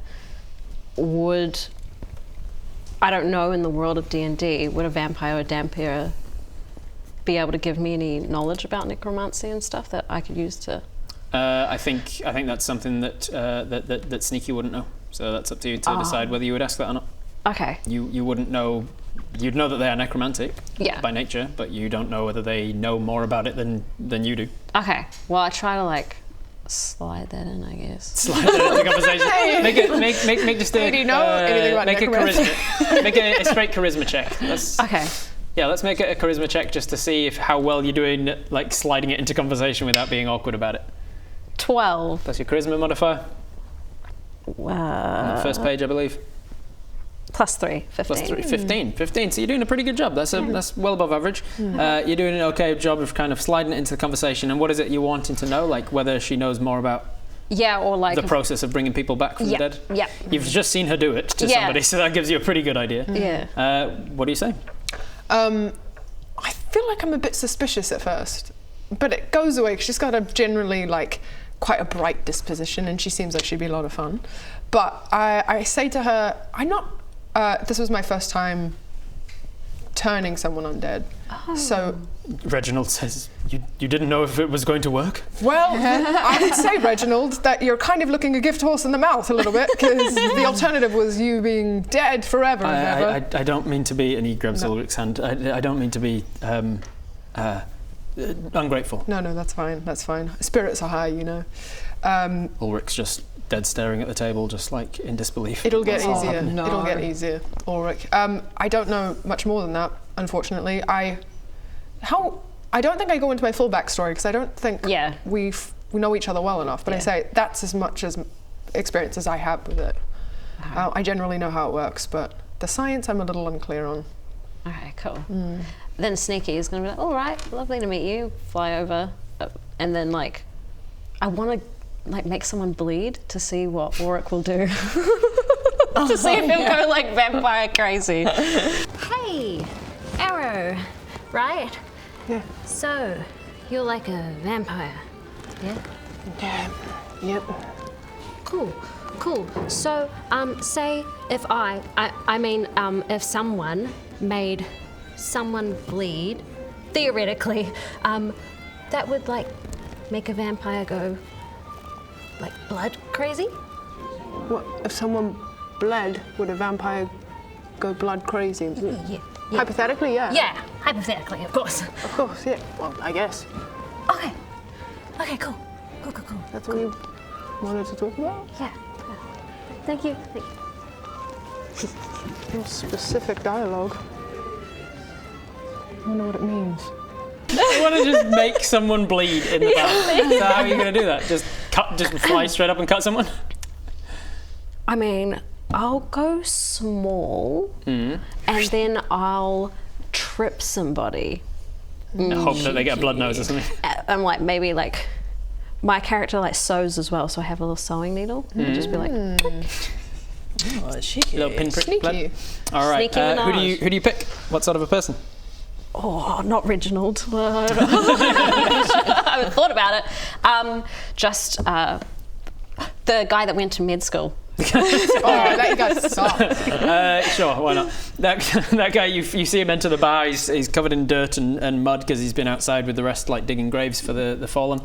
And he comes in and kind of like cleaning off his hands. You fly over to him, make a. Let's see, you're going to try and trip him. So that's going to be.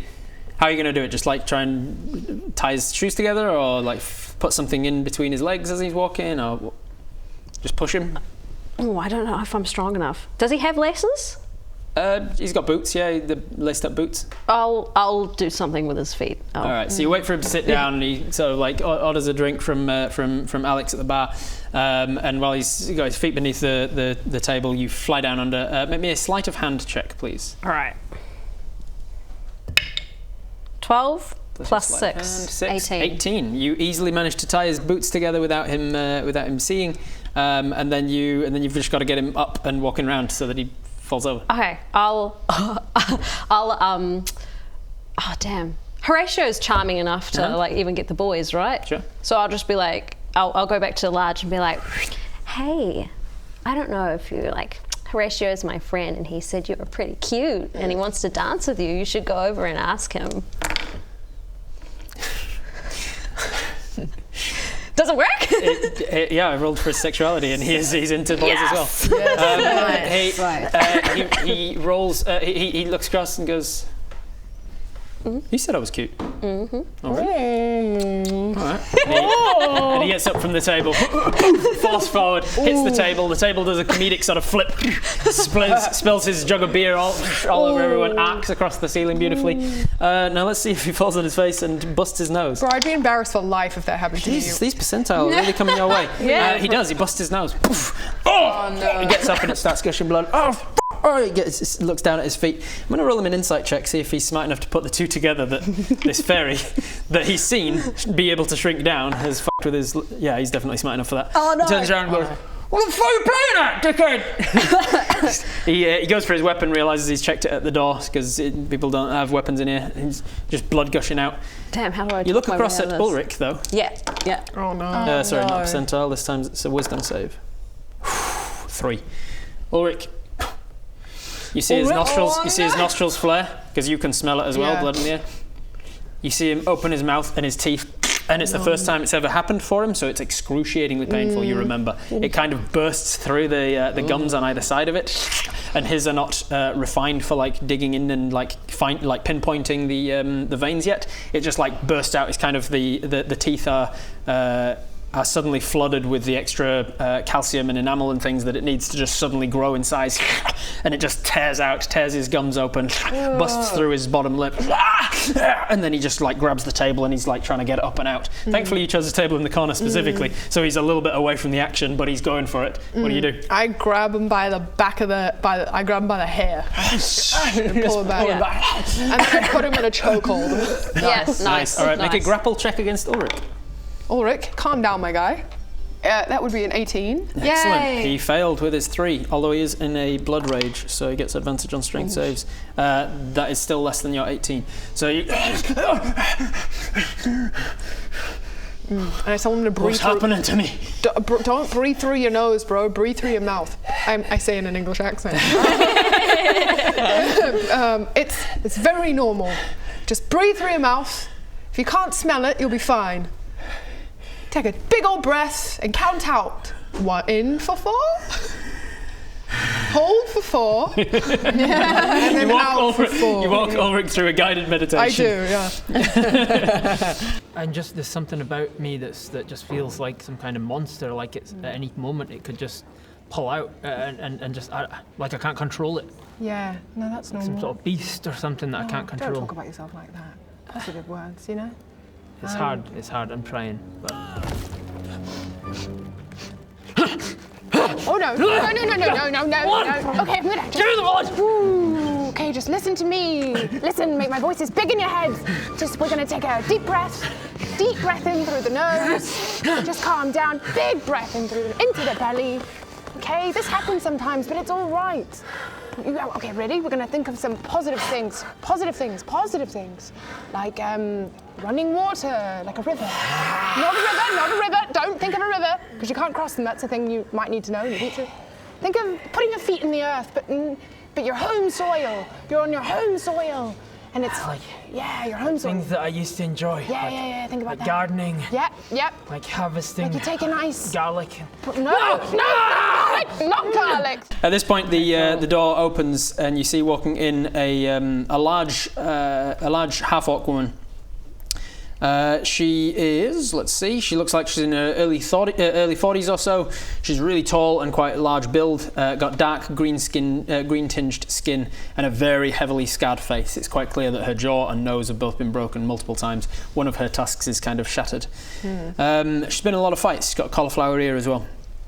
As she comes in, she sort of looks around the bar and says, drinks on me, yes? And Alex says, she goes, Amy. She goes, yeah, that's right, mate. Thank the mayor for the drinks, everyone. Everyone cheers as the mayor. Hey! I'm like, did you catch that? I don't understand this kid. I'm speaking in common. I don't understand how hard it is to understand what I'm saying. The mayor sees you guys and starts to walk over. She comes over to the bar first, to the table with you first. Says, you're a very good fighter. Impressive work. I was able to see some of what you did out there. And thank you for keeping this under control. She points at Ulrich. Your fighting companions? And she points over to the Minotaur who's parading around and the almost concussed Water Genasi. Your party? What about them? They travel with you, yes? Yes. I am glad to hear it. I have things to discuss with you, more job to do. Not for tonight. Tonight you'll be merry and drink, but tomorrow you come by the town hall to my office and like somebody in the town, a beautiful woman, she was fighting with you. She saw the men on the rock. She has information about them for you. You come by my office tomorrow, we discuss more work. But drink for now. And she gets up and she walks over to you. What are you doing after the busted nose and the I'm gonna being accused of tying his boots together? I'm gonna clean him up and be like, you can't make rash decisions like that. Horatio doesn't like that. I'm gonna gaslight him. Make a gaslight check. A deception check. Okay. 11 Okay, plus deception. 7. 18. You make him doubt himself, and he goes, sorry, wrong. It's all right. Spirits are pretty emotional about the whole fight. Lost a friend in the fight. I just had to bury him. It's pretty difficult. I'm sorry. I'm gonna go talk to your friend. He walks over to you. The mayor has wandered over to you since and says, "Thank you for your work. Protecting the town, it does not go amiss. I have monetary payment for you, not much, but it's what the coffers can afford. Come by my office. I spoke to your travel companion," and she points over to Arrow, who you realise has now assumed that you're together. Yeah. I spoke with them, said, "Come by my office. I've work for you." Okay. Okay. And she turns and leaves the tavern.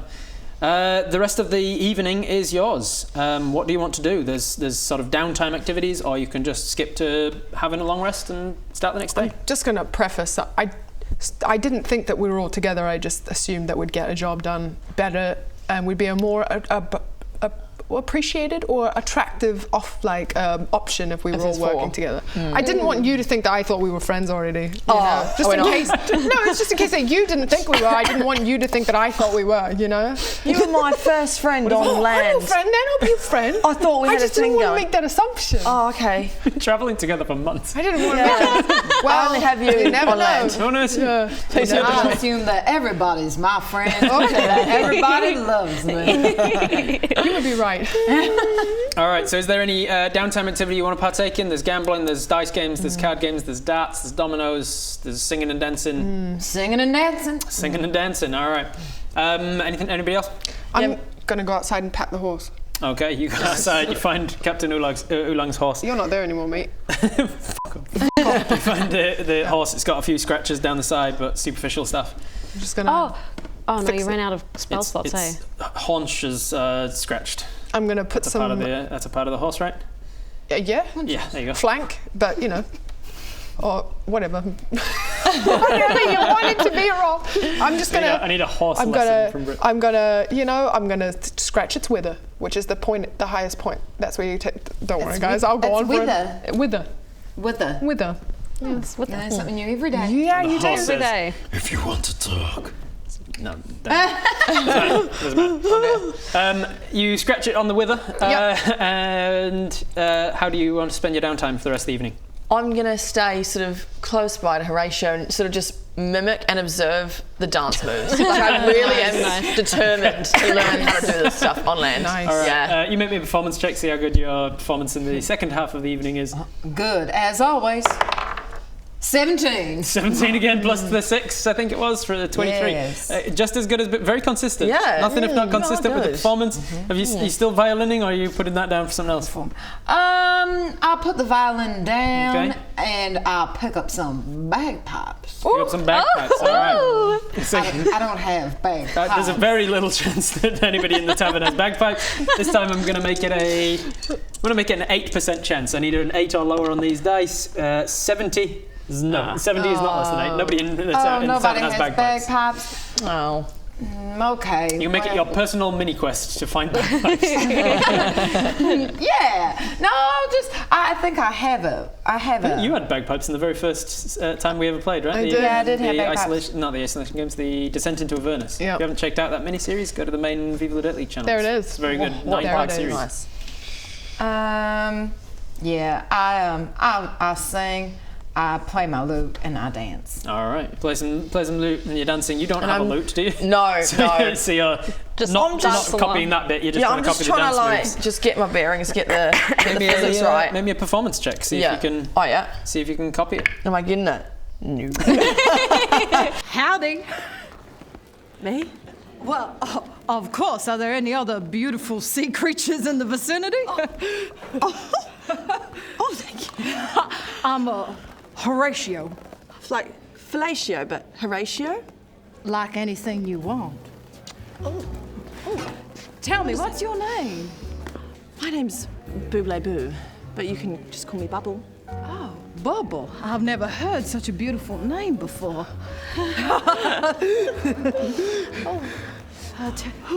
Are you hot? I'm hot. It's really hot Please, here. please. It is hot in here. I think it was ever since you walked in the room. Oh, Yeah, sorry, I hope that's not too forward. no, I just don't know what to reply. Anything you like. Water? You want some water? Yeah. Please, please, here.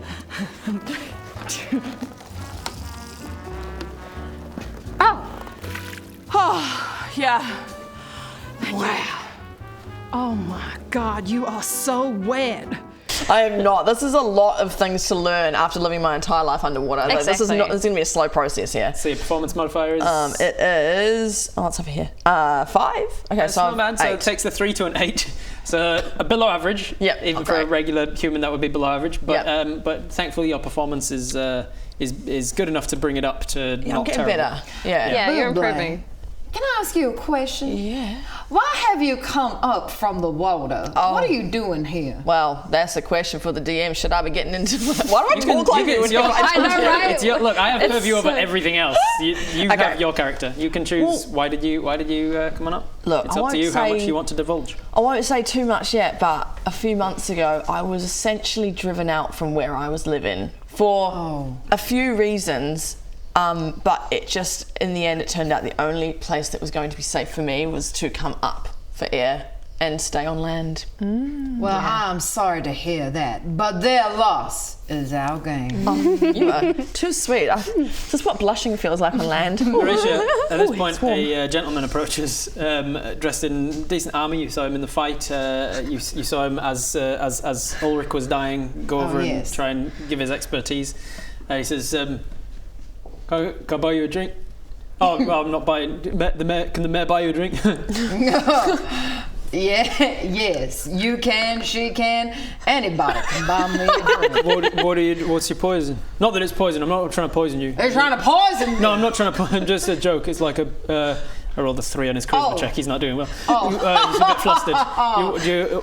Do you want a poison? No. Do you want a drink? I don't want a poison, but I'll have a drink. What do you like to drink? Mead. Okay. I'll get you a mead. How cute! That went so well. Runs over to the bar. Mead would be in one of that, I guess. It was on the bar. I think it's mead. What do you? It's mead. It is good. Yeah. What do I? Well, you seem so nervous. No, it's just you're very tall. I am. Taller in person. He's looking up at you because you're 8 feet tall. Yeah, I've been told that. Yeah, very big. Your eyes are at the height of my belly button. Well, not quite. Your belly button's down here, and he just like pokes you in the belly button, and then immediely regrets it and goes, "I shouldn't have done that. Don't put me in my belly button." Sorry, that was invaded your personal space. That was completely inappropriate. I apologise. I didn't ask the consent at all. I'm going to sit over here. What's your name? Gareth. Gareth. Thank you. All right. Well, yeah, have a nice night. The one is over completely red as a beetroot. Gareth is no riz, bro. Not a single. Not a single riz to be found. Rizless. All right. Anything else you want to do with your downtime before we skip to you sleeping and waking the next morning? Oh, I'm just going to give this horse a. I'm going to pick it. We're going to go into graphic, real-time detail about how you role playing is good for this kind of stuff. Absolutely. I'm going to pick up every hoof and clean it out with a hoof pick, just to make sure that the horse doesn't get any stone bruises. Or doesn't get any. Where did you learn how to look after horses? In the army. Yeah. Because I served in an army before I became undead. Very good. So, make me an animal handling check, please. Yeah. 20. Nat 20. The perfect time for it. Nat 20 plus your animal handling. Is +5, 25. 25. You are doing this just better than its owner. But Captain Ulan comes out and says, "Hey, get away from my horse." You call this horse care. What? He's got dry rot, doesn't he? No, I take him to the farriers at least once a week. Dry rot's nothing to do with the hooves, mate. It's on. He's got bits on his. He's got his coat's rotting away. You're bleeding out in the rain. I don't know. I mean, it was raining during the battle all of a sudden. I'm confiscating this horse. I don't think I'm. No, I don't. I will become, and I lead it away. You lead his horse away from him. He's going to try and accost you because he's the captain of the guard, and you're stealing his horse from him. I'm taking it to someone who deserves it. He grabs you and rolls a 22 on his strength check. I need a strength check to break free. Jesus. 5. You don't manage to break his grapple. Get off my horse! This is my. Oh, let's leave it up to the horse.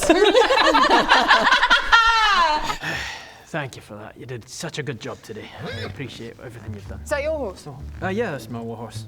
That's your war horse? Mm-hmm. What's that rain rot on its back? What? What are you talking about? I look after my horse.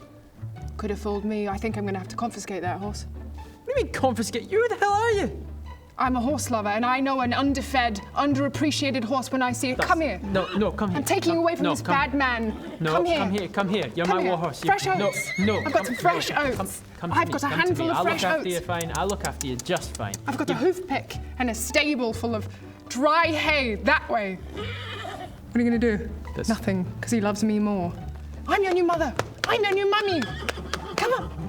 This is theft. I'm your new mummy. Theft of property. I love you. I love you. I don't know why I'm Scottish. I just don't remember what accent this guy had. Who do you want to go with? Trust your gut. All right, let's see. Even with advantage, because he's ridden it so long, he gets a 19 on the animal handling check. You don't know what you're missing out on.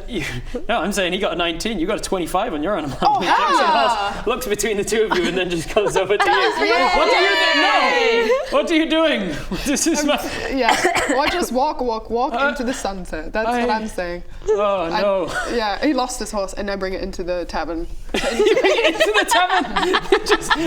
Alex goes, "Hey mates, why are you bringing a horse? You can't bring a horse in here. There's not enough room for the rest of us." I'm introducing it to the rest of the party. I can't. Hey, you get the horse out of here. Horatio feels a bit intimidated by the horse. He's kind of scared of horses. Horatio. Get the horse out of here. What are you doing? Yeah, get the horse out of here. Let him stay, Alex. Oh my God! There's so many conflicting things. I'm gonna get the horse a drink. Yeah. Nah, you can lead a horse to water, but you can't make him drink. The horses. This is overstimulating, and the talking horse. Talking horse. His body language. This campaign's going to go in a very different direction all of a sudden. Stolen a horse from the and he guard. stands outside just at a distance and watches everyone socialise. Anyway, so that's our new horse. Horatio looks at the horse through the window. Staring at the horse. The horse stares back at you. He's concerned. With one eye from one side. Yeah. Nice. All right. Is there anything else you want to do? Sneaky's just going to make a note of everything that happened before Okay. about a little bit of the necromancer knowledge I learned from Arrow, which is barely anything, but what happened to Auric and stuff like that. Just gonna Make a note of it all. take notes, and then I'm just gonna drink and watch people have fun. You watch 10 minutes later as Gareth over at the bar takes a drink and then goes, and then and then he comes running over to you and goes, "I've got blood on my face. It was like it wasn't. I didn't realise. That probably didn't make a good impression. I fell over a table before. I did. I hope it didn't. It's just real. If I drunk your blood. No, I didn't put the blood in. I didn't drink from your. I wouldn't drink your drinks. Do you want another drink? I can get. I'm just going outside. You see, he goes outside and just clank the door opens and just shuts. Oh, Gary. Yeah. Get rid of that horse. Yeah, of course. Yeah. Thank you. He goes And outside. then Horatio blows Gareth a kiss. I just want to say, this is. I think in our mind that this is not an act. I just know that you'll flirt with everyone, so I send them to you to be described. Gareth goes out and grabs the captain's horse by the reins and gently leads him away. And the captain takes his horse back and leads him back to his stables. And we'll find each other. It'll be like Warhorse. I'll whistle, and then you'll. And he'll just appear to you like a Pona in Zelda. If nothing else, Yeah, I'm happy. you all head to your respective rooms at the inn. You're probably sharing the dormitory. There's only 3 rooms at this crappy inn, and one of them's like a private room, is more expensive. One of them's just a dorm with a bunch of bunk beds in it. So you're probably in there. It's enough for a night rest. It's not the most comfortable place, but hey, it beats sleeping outside. You all have a long rest. So on your character sheet, you can hit the long rest button, which I think looks like a campfire or a tent or something from memory. Oh, Long rest. You all found it? Take long rest. under there, I think, everybody. It's under It looks like a conditions. moon, a crescent moon with the word long rest next to it usually. Oh, it's not that. Oh, maybe it's that one? Underneath Yeah, it. maybe that's the app version The of it. little The if you go back, fire. and you go. I wanted to Oh, make yeah, a yeah, little nice. fire. There you go. Hit long rest. There we It will reset all of your hit points and all of your spell slots and all of your once per day abilities and things. So you can now go into your bottle again at some point. Oh, yay. The next morning. You are rising bright and early. You hear there's some argument happening downstairs. There's raised voices. You recognise Reginald and Ulrich having an argument about something. It's been a pretty difficult first night, not really requiring as much in the way of sleep. At some point, Reginald comes to you when you finally rise, and he says, Ulrich was up all night. He couldn't seem to rest. He wasn't comfortable. He couldn't get. There's nothing we could do that would. And now he's irritable. You would know, being a vampire yourself, sleeping without contact to the dirt on which you were turned is very difficult. Hence why most vampires will keep some dirt in their coffin or whatever. if you want to divulge that, you can. I do. I divulge it. I say, look, what you're going to need to do is return to the battlefield and get as much dirt as you can. Because we need to be grounded to the earth that we were turned on. I think I remember reading about that once, says Ulrich, and then... All right, thanks. You're right. Also, I wouldn't take him with you. Quite bright outside, unless he's got a hood or an umbrella. Oh, is that why I was sunburned? And you look down, he's got like... Ulrich's the Scot. Reginald is the Brit. Yes, right. Scots are also Brits. Reginald is the Englishman. I would, stay out the sun if you can. Right. For as long as possible. That's why I was burning in the morning sun? Yes. Okay, that's not good. Hey, enjoy also, is it to do with why I wasn't able to enter the tavern? What was that about? Well, actually, a public space usually shouldn't be an issue, I don't think, unless it's got... But the tavern room, the inn. Oh, the inn room, no. Unfortunately, you're going to need people to invite you into their spaces. If it's a common space, generally you'll be okay, but not. So many rules. Is this written somewhere? He sort of mutters to himself. I guess I could write it down for you. Hey, Ulrich, sorry. It's you. Caught you. Yeah. Well, look. Before you head off today, I just thought I would give you this pamphlet. It's, it's all about your new life. Well, not exactly life, is it? No, it's not. But you know what? Life is long. I mean, non-life is long. You've got years. Don't eat your friends and family. Thank you. That's quite important, that one. Yeah. I put it in bold. I did make this myself last night. You made it? Okay, well, I appreciate the work. Would you be able to tell people that I'm commissioning, they can commission art of me? Is this a thing you're doing, like freelance? No. I don't want to go down that road. I don't want her to be an artist making stuff, and I don't want it to be canonically true. That's pretty good. Ulrich says, Reginald says, right, well, I'll go collect the dirt, darling. I'm sorry, I wasn't tending to your needs. And Ulrich turns and says, I was being irritable, and I was taking it out on you, I'm sorry. And he goes in for the kiss, and you see some hesitation on Reginald, because he knows that's where the danger is, right in the face. But he kisses him, sort of a chaste kiss at the side of the mouth. And I'll go collect as much dirt as I can. And he leaves the tavern to go and out to the battlefield. You guys have got a really well, and he really looks after you, doesn't he? Communication's important. Yeah. Lovely job. Yeah. Lovely. And then I go, see ya. Just like that. All right. Are you heading to the mayor's town hall then to get the job that she told you about? I haven't told the others that yet, so I guess I go... we're not separated by doors, are we? Because we're in a dormitory, so you're in the dormitory. So I go, hey guys, we've the mayor's asked us to meet her at her at the town hall, her office in the town hall. There's something about a very beautiful lady. I'll be there. Horatio, smack whoosh out of bed. Boosh, Horatio-shaped hole in the doorway. The rest of you going along yet? Yeah. All right. So you are at the town hall. It is a converted church, so it's the only stone building in Dimwood.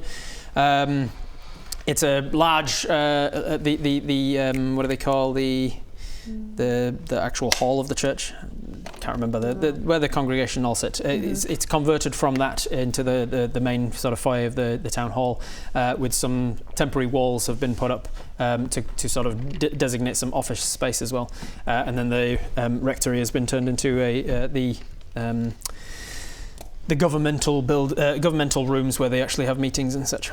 But you head into the office, as it were, and in there you see the mayor, the lady you met before, and the beautiful half-orc woman that was on the battlefield with you, the druidic one. The mayor introduces you. Good to see that you could make it. This is Stephanie. Stephanie has lived in Dimwood for some time now, and she has information for you. Stephanie is a very beautiful, buxom, curvaceous, attractive half-orc lady, and very much like yourself, is interested in certain flirtations and such with a lot of people. So you notice that, you pick up on that very quickly as you enter, and she sort of looks over each of you and then double takes on you and goes, well, hello. Good morning, Stephanie. You have me at a disadvantage. Hey, Horatio kisses her upper arm. Wow, I love your big tusks. I'll bet you can bite. Oh, they're much smaller than other half-orcs, but You're flat. What is your name, my friend? Horatio. Oh, I like how that sounds. Arrows Horatio. in the middle. I love. Yeah, I like it. say, the I like the way that it feels in the mouth. Oh, you're gonna like the way something else feels in the mouth. Oh, Horatio, please. Let's get to business first before we get to business. The figures. Arrow's like. The it's really awkward. The figures standing on the rock during the fight. Oh, did you see them? No, that's something I didn't see, actually. Yeah, but I heard about it. I saw that. Oh, I saw. It was a dark-robed figure and a pale, taller man. I recognized them. The taller, pale man used to live here in Dimwood for a time. Trakel was his name. T-R-A-K-E-L, if you want to take note. My first note of the game. Because what is a fantasy name without an errant apostrophe? Nice. Trakel was his name. Creepy guy, even by Dimwood standards. And then he left and moved to Darkwood, I think. I don't know the other one's name, but he was there the night that Liam went missing. Liam. Who's Liam? Is he a leather worker?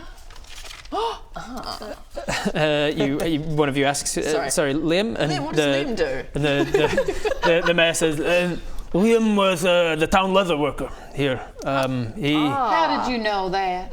What? She didn't say it in character. She didn't know. I didn't know that character. From the boy's name? It is. Yes, it is. Liam was a leather worker here in town for a long time. Great guy, really good person. And then a couple of months ago, he went missing, presumed dead. And she kind of like puts a comforting pat on Stephanie's shoulder. And then Stephanie continues. When I woke up after that night, I was between here and Darkwood. What were you wearing? I was naked. Oh.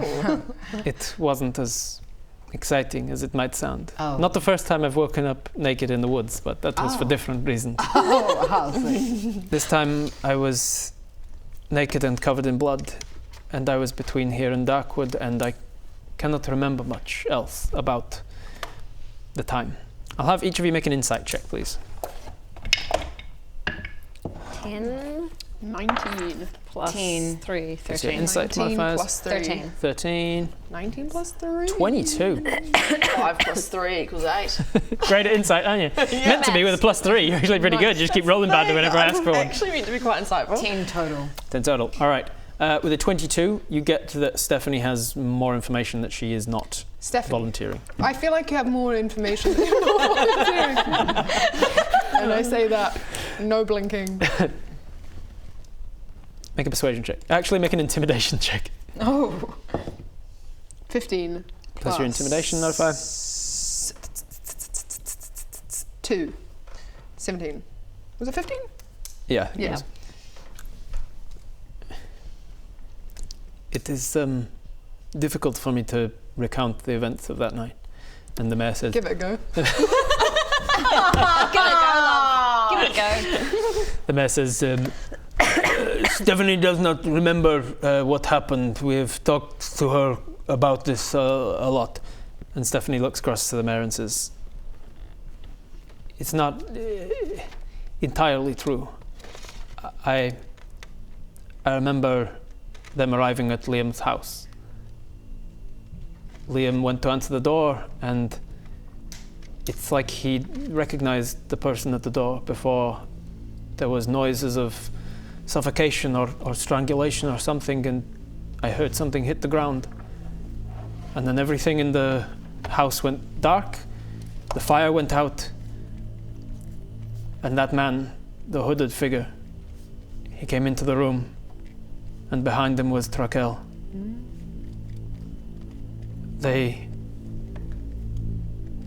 looked at me, looked at each other, and then sort of nodded, whispered something I didn't catch, and like they were looking for me.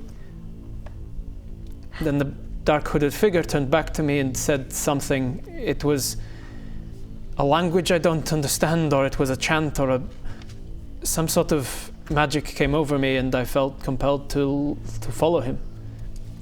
It's like he had said beneath this other language, follow me, and I felt I needed to. I left the room with him, and I remember stepping over Liam's body in the doorway.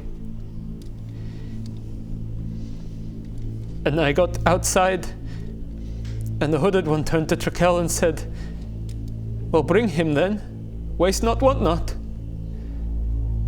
Trakel said something, there was an interchange, something like, why don't you bring him? And it was clear there was like a snide jabbing, like a passive-aggressive something. I don't understand what was happening between them, but the dark-robed one took offense and said, you know it's a condition.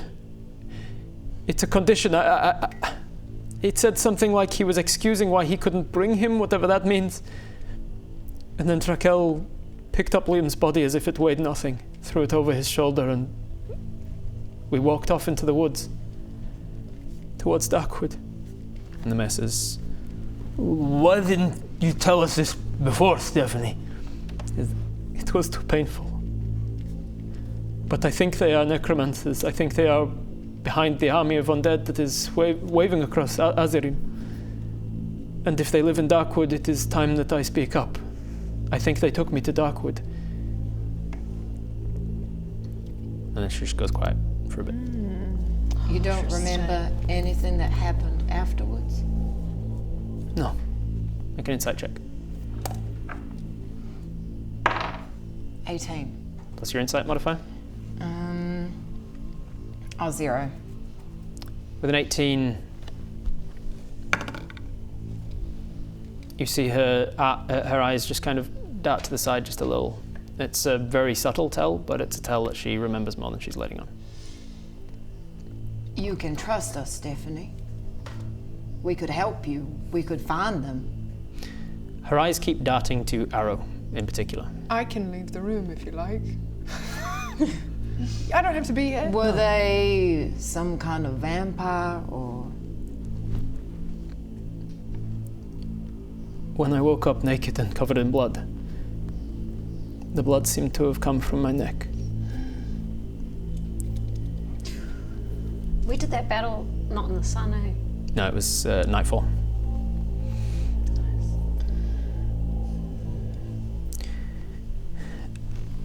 I think they are vampires. I genuinely don't remember what happened to me. I woke up in the haze days later, maybe. I don't know how long I was gone.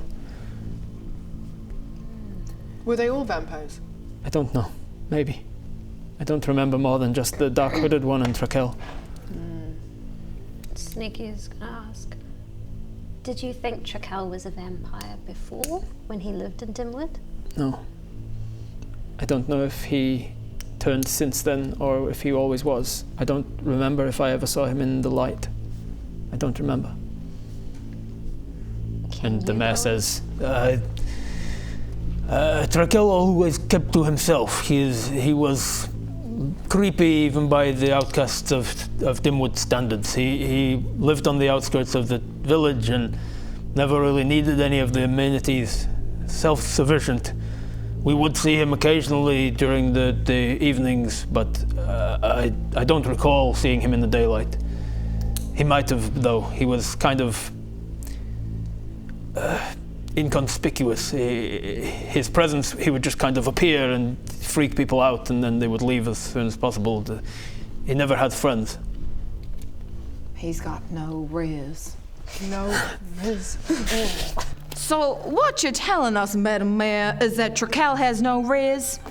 No riz at all. No riz. He really doesn't. How embarrassing. What's riz? It's the ability to attract people. And It's like Gen Zs. Yeah. They say riz instead of okay.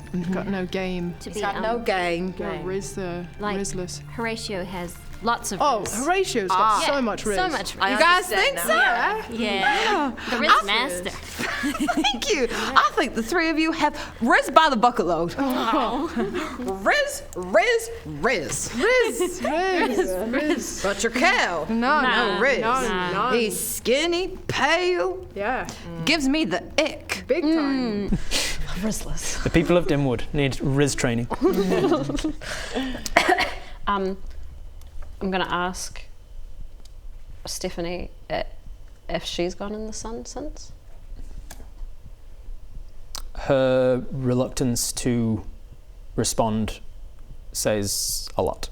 Can Arrow, with Arrow's experience of being undead, can Arrow sense anything? Make me an investigation check. Or a medicine check, your choice. It depends 7. what information you'll get. 7 plus 2 or plus 3, so medicine check, 7, 8, 9, 10. All right, so you're going with the medicine check. You look closely and you can see that there is a lot of makeup on her face, which could be hiding a bloodless complexion. You can also see that there's no visible pulse in the neck. It might just be that you're missing it, but there's a chance. With a 10, you're kind of on the edge. Not enough to confirm it 100%, but there's a chance that she's not alive. Question: are vampires cold? Do they feel Cold to the touch? I think they would be, yes. Was she cold when you kissed her arm? She did have a relatively cold Yeah, she was kiss. a bit cold. Okay. All right. I go in the sun when I'm hunting through the day, she says. And the mayor says, you hunt you bring food back all the time. You must go in the sun for hunting. She says, I do. I hunt through the day all the time. But specifically, when was the last time you went? I was hunting yesterday before the fight. And the mayor says, that's true. She brought meat back for the butcher. Interesting. Can I make eyes at because we're friends. You two have been together a while. I Yeah. make eyes at Sneaky, and then I do eyes down to her little needle and back up to her. I thought about this. I'm gonna wink. I guess I'll stab. I guess I'll stab her. I guess I stab. It's real subtle. Look at this. Insight, you're on the same page. You're like, I'm on the same page. Yeah! Who am I stabbing though? Do I get Just anyone. Just the fucking mayor. Yeah, I was gonna say, do I just prick myself to see the blood? Like if she... You prick yourself and see if she... I'm just gonna... All right. In order to be enough that she can smell it and stuff, if she happens to be a vampire, it would need to do a point of damage. So take a point of damage to you. You stab yourself and get some blood out, and you're like, "Ooh, ouch! Didn't mean to do that." And then you I was just trying to squeeze. fix this. Yeah, you just got a needle out and just accidentally stab. Where do you stab yourself? On the finger or something? Oh yeah, I was gonna do the finger. Okay. Oh, I dropped my needle into my hand. As you do. Give me a deception check with disadvantage at that particular performance there. Okay. Disadvantage, so 15. Or 5. Plus 7. 5 plus 7, 12. It's not the most believable performance, but you're pretty good at deceiving. Accidentally stabbed myself, and you just kind of hold your finger out. Ow! Does that look infected? What are your insight scores, the actual modifier? 0. Oh, where do I see that? Just the insight on your spell list, on your skills list. Plus 3. Plus 3. Plus 3. Wait, Plus 3. I can't see it. Insight? Oh, it's plus 3. Skills. Oh, damn. That's 3. Very insightful people. So you've all got a plus 3. So just with your passive insight, without needing to do a check, the three of you pick up on her eyes dart across to your finger and her pupils dilate just a little, but she is much more in control of it than Ulrich was. Okay. It's enough to tell that she notices it, and then there's a slight change in the teeth. But she kind of just disguises that by just kind of pretending moving over her jaws and stuff. I'm gonna suck I'm my not sure finger that Arrow and clean really it. wants to out somebody, but then what's the danger of her revealing that she is a vampire? That's what I'm... Is there a danger? Well, it seems from the interaction that Mayor Viklena does not know. Yeah. Oh, right. So, Mayor, I hate to break it to you, But as an undead person, I can say with confidence that Stephanie seems to be displaying symptoms of the undead. Would you agree? Yes. Based on the... Yes. I would agree. That's outrageous. So awkward. Do we tell the truth or do we like... This is Mayor. scandalous. Wait, can I want to talk to the mayor real quick and be like, so, I just heard Gareth calling for you. He seemed really... It's not like you specifically, so you might want to go. It's pointless. You don't need to do this. And she turns to the mayor and looks her in the eye and says, I'm sorry, Viklana, it's true. Since that day, I have felt different. I've had urges for certain things, and Viklana sort of takes a step back and says, you don't hunt? She says, no, I hunt. But I hunt as night falls, and the one upside, I suppose, is that I'm much better hunter now than I was. I can smell them, and when I kill them, I drain them. And Viklana says, the butcher has said that you do him a service by already bleeding the body before giving it to him. He says, and she says, yes, that is why I claim to have been out for longer than I have hunting, because I can drain them a lot faster. What I remember is that they wanted me because I'm half orc. And they thought that I could hide better the evidence of being what I am, because my complexion as a half orc is not as noticeable when it changes, and because of this. And she puts her head back and puts her bottom jaw out, and the two little tusks, they grow sharper and thinner. And her incisors actually come from the bottom canines rather than the top ones. Oh, She goes, I can get closer to my prey before them realizing what I am. It appears they're trying to create sleeper agents. Oh, so it looks like Trakal's just been making sleeper agents. Vampiric ones. That can't be good, right? No. Looks like we've got a cold war on our hands. That's good. That's funny, Sneaky. You are so, you really cracked me up. Some Cold War. Really understand, because it's quite hot. It's actually coming into spring, so wouldn't it be a spring war? No, because they're they're vampires, cold. No one's talking to each other, I think. Yeah. That's what happened. Yeah, it was like, there's gonna be some big war, but there never was. But the threat loomed. I was able to escape after days in there, but Trakel was the one who changed me. And if I can kill him, or you can kill him, I will be free. And you know this to be true as a vampire. If you kill the one that turned you, you aren't as bound to them. You have more freedom as a vampire. Oh, I don't know. So please, if there's anything you can do to head to Darkwood and find, if he lives there still, find what his plan is. I would come with you, but I am needed here. After the injuries of yesterday, I do have some healing myself, and I can heal the wounded. I can stay here and hunt. I can offer my services to the town if you'll, and she turns to the mayor, if you'll still, and the mayor says, Stephanie, my friend, you have lived here for years, and she brings her into a big tight hug. She's like, you will always be family, no matter what happens to you. You're too kind. No. Just a big hug.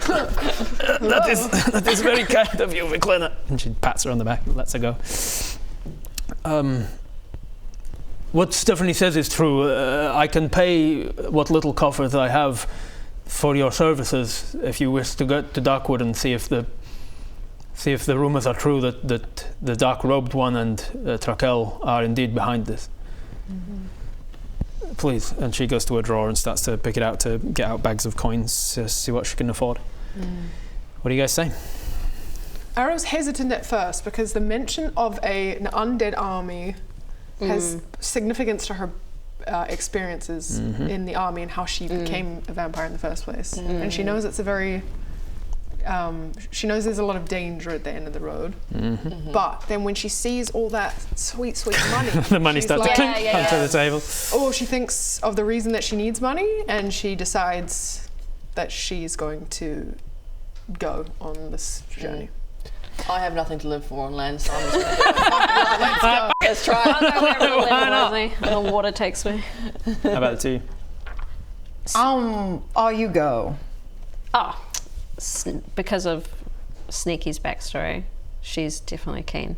But she's a little sly, so I'm going to try and negotiate a little bit more money though. Nice. All right. Even though I already say yes, but We'll get back to that then. Thoughts? Stephanie, from the moment I walked in here and I saw your beautiful, curvaceous body, I knew I would do anything for you.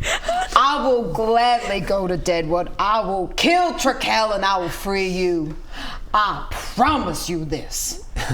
What do you say, guys? Oh, yeah. Suddenly got a lot hotter in here. Yeah. Make me a persuasion check. See how you go with your negotiating.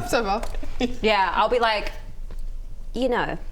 that's a sweet story and all. But we are, Sweet story and all. we are quite famous, so we need a little bit more. With a 7. Okay, plus persuasion. Famous. Persuaded. Plus 5. Okay, 12. with a 12. She'll be If like- you want to cash in that hero point token, since we're right at the very end of the session and they Yes. don't carry over. Boom. I'm a hero. I have a token. As a heroic deed, you managed to heroically persuade the mayor of what I've described as a shithole of a town that has fuck all in the way of resources. You managed to persuade her to give over the entire town's coffers. Yes. So she hands over a bag of Nice. 25 gold pieces, and she says, "This is all what we can afford up front, but I will collect more taxes before you get back, and we can give you more upon the successful return." All right. Mayor, don't worry about the taxes. My morals, I don't really feel good about this. Meanwhile, Sneaky's taking the entire bag of Sneaky, 25, put it not into the again. bag. You can add 25 gold pieces Can't you on it. figure out another way to get money instead of taxing citizens way above? I am all ears if you have other possibilities. Do you have any, any real rich people in town? Not in Dimwood, my friend. People don't come here because they can afford to live elsewhere. Oh, God. You want rich people, you go to Hollywood. And she gestures down the road from where a lot of you came from. Yeah. You go to Hollywood for the rich people. Can I ask Arrow a question? Yes. You seemed hesitant about going on this quest. Why is that? Arrow, does she talk about it? She says, it has to do with the fact that when I was in the army, I was turned by an army that we fought that seemed to feature many undead members. Oh, so I don't know if... Could it have been the same guys? Maybe. I don't know. I don't know a lot about them. All I know is from what I saw on the battlefield. So I'm hesitant because they were very scary people. Well, you don't need to be hesitant. If we all work together, there's nothing we can't do. I'm sure. We got ya. I mean, I was in a mass squadron of really talented fighters. I was in a trained army. And I was the sole survivor, but I feel good about this. Arrow, there was one thing you didn't have. Horatio. Arrow starts to feel positive. She's like, in spite of yourself, you're like, you know what? We didn't have an 8-foot-tall minotaur. Yeah, exactly. And with that note, feeling inspired to go off on this quest, we will end the session there. All right. You will head off towards Darkwood to find any more information you can about this undead army and its origins. Thank you for watching the entire first session of the campaign, everybody. Yes. Woo! Thank you. Thank you so much. Thank you. So you're setting off straight away? I reckon we should go and get an eggs Benny. Hence why I left the water. I was, as I said, driven away, and I won't get fully into it because, there's plenty more episodes to cover that. I'm very excited to work with you all as we head to... Is this what I sounded like last About right. Great. You turn to see the mayor walk. Fucking mayor. Has she done anything to upset you? Oh, I don't know. She just kind of rubs me the wrong way. Thank you. Thank you. Thank you. Thank you, Rob. Thank you, thank you, thank you, Thank you. thank you, and thank you, and thank you, Thank you. thank you. That guy. God, he's the worst. Oh, you suck.